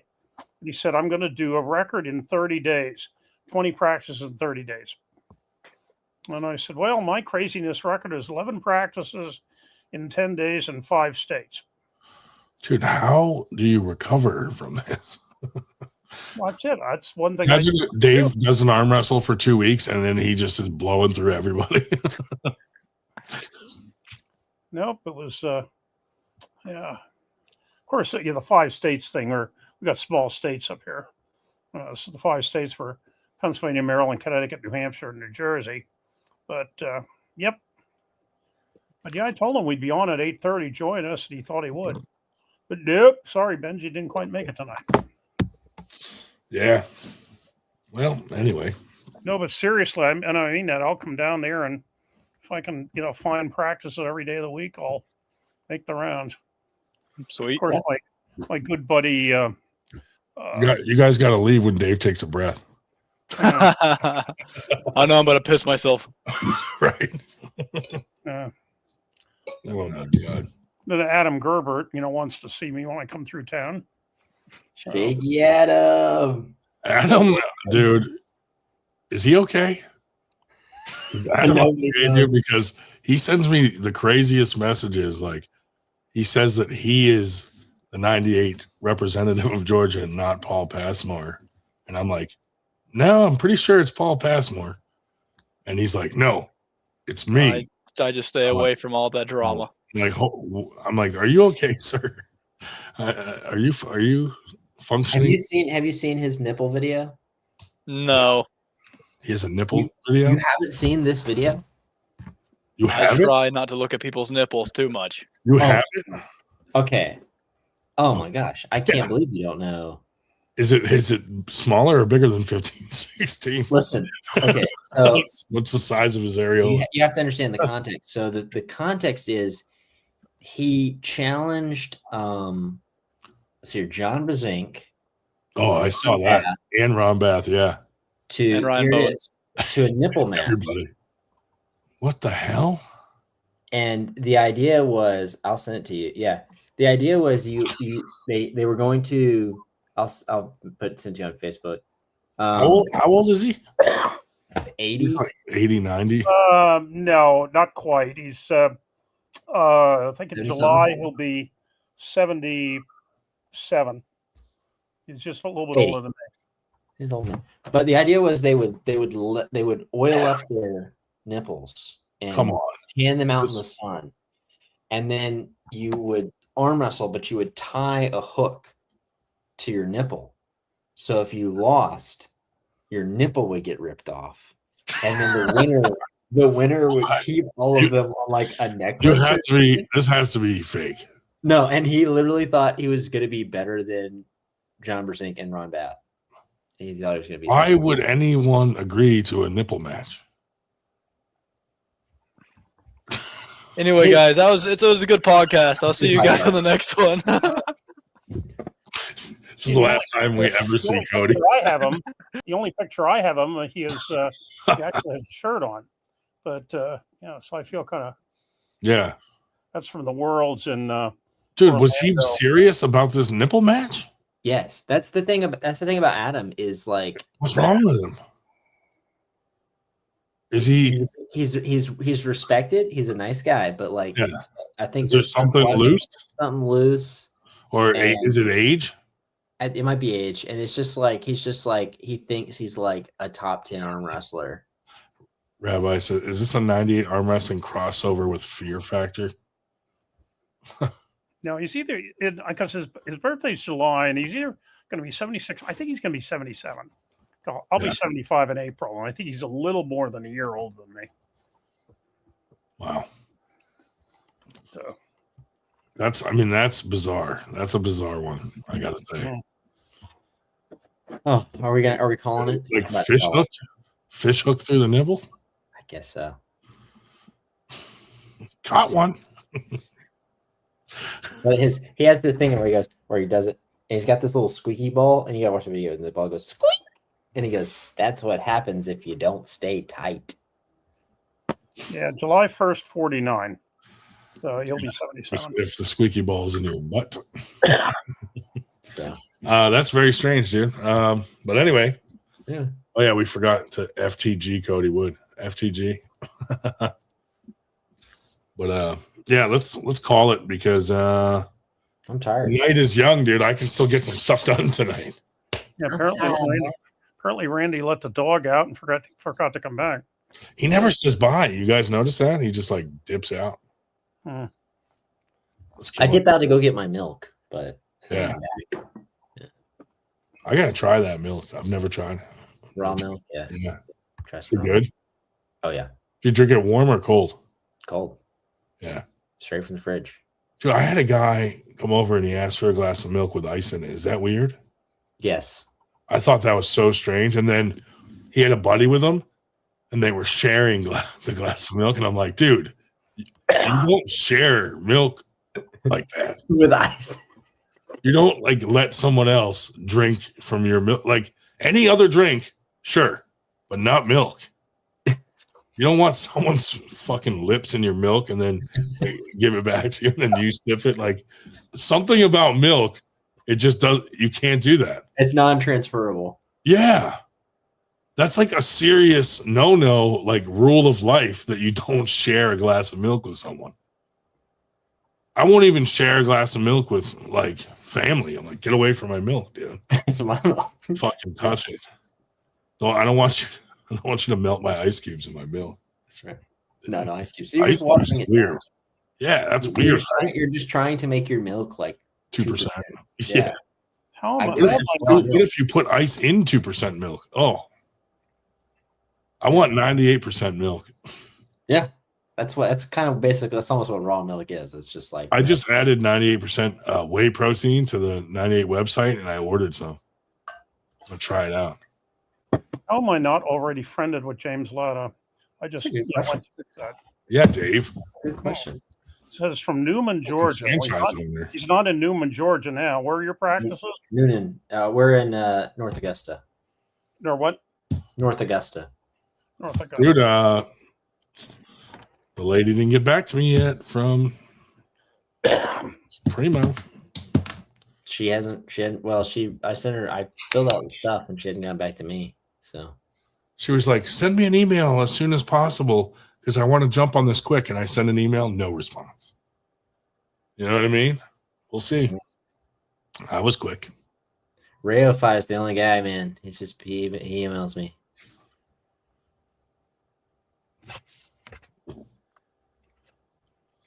Using a filament center to get the protein, or you're just going to pass it from one arm to the other? Yeah. I use a topical solution protein. It just absorbs through the skin. Okay. Well, I'm gonna get off. Yeah, well, North Augusta to Dawsonville, only 3 hours and Off 7 the podcast, or I'm getting off. Yeah. only 3 hours and 7 minutes from you to Cody. Find some place kind of in the middle. Mhm. Camp out. Paul's kind of in the middle. Paul Passmore is literally. My parents kind of live out in that area. There's that main highway through Atlanta, and Paul's kind of off that, and then Cody's above him. how far are they from you? How many hours? Paul's Hour 42, it says. Paul's like hour and a half. that's Cody's like 3. So Paul's like in the middle. The Savannah guys are like 2 hours down. The Carolina KS guys are like 2 hours up. But your own practice is right where you are, right? My own practice is right where I am. Yeah, that's awesome. Yeah, we're either at my house, North Augusta, or Jordan's house, which is like 20 minutes into Martinez. That's cool, man. Or excuse me, Cool. Epsom. Well, I'll be around tomorrow. Get All some right. stuff done tomorrow. And I'm off on Monday. Ooh. Yeah, Maybe we can tag team some hot ticket items. we sure can. All right, buddy. All right. Well, I'm going to end this, and Peace. that's the end of what we're doing. I just got a message from Andrew Woods saying, let's talk about the Epstein. James is only 2.5 hours from Eric Harlan. Ooh. Assuming he's That's, locked he's, up. he should be in Augusta. He Is he, lives is he alive, or is he in prison, or is he, Yeah. I have no you idea. know? I have no idea. Well, we know what's happening to him in prison after seeing the weird flap thing. That just doesn't occur naturally. I'm looking at Augusta Crime to see if I can come up. Oh, yeah, that's Eric Harlan. There he is, dude. Yeah. Dude, did you see the original one? No. Just type in Eric Harlan in Google. Eric Harlan, Georgia That's crime. what I did. Yeah. There's one of him with a shaved head. Just says hold subject for probation parole. Well, breaking news was posted 6 minutes ago by Paul Douglas Passmore. Yeah, that one. That was good, right? Yeah. Paul Douglas Passmore, 6 minutes ago. My son Daniel Passmore won the 190-pound individual area championship tonight. Congratulations to Congrats. Daniel. Yeah, that's awesome. Shout out to Paul, the man. Do a 98 Epstein file podcast. Listen, hey, me and Paul, I've had some like 2-hour phone calls with Paul talking about conspiracy theories. Yeah. That's my man. Do you believe in conspiracies? You mean the truth? Yeah. 9/11 was an inside job. Oh, you're just scratching the surface. I know. Come on, man. We gotta dig deep. I'm gonna take you down the rabbit hole. We'll do that off air sometime. Yeah. All right, I'm ending it. Okay. All right. Phew.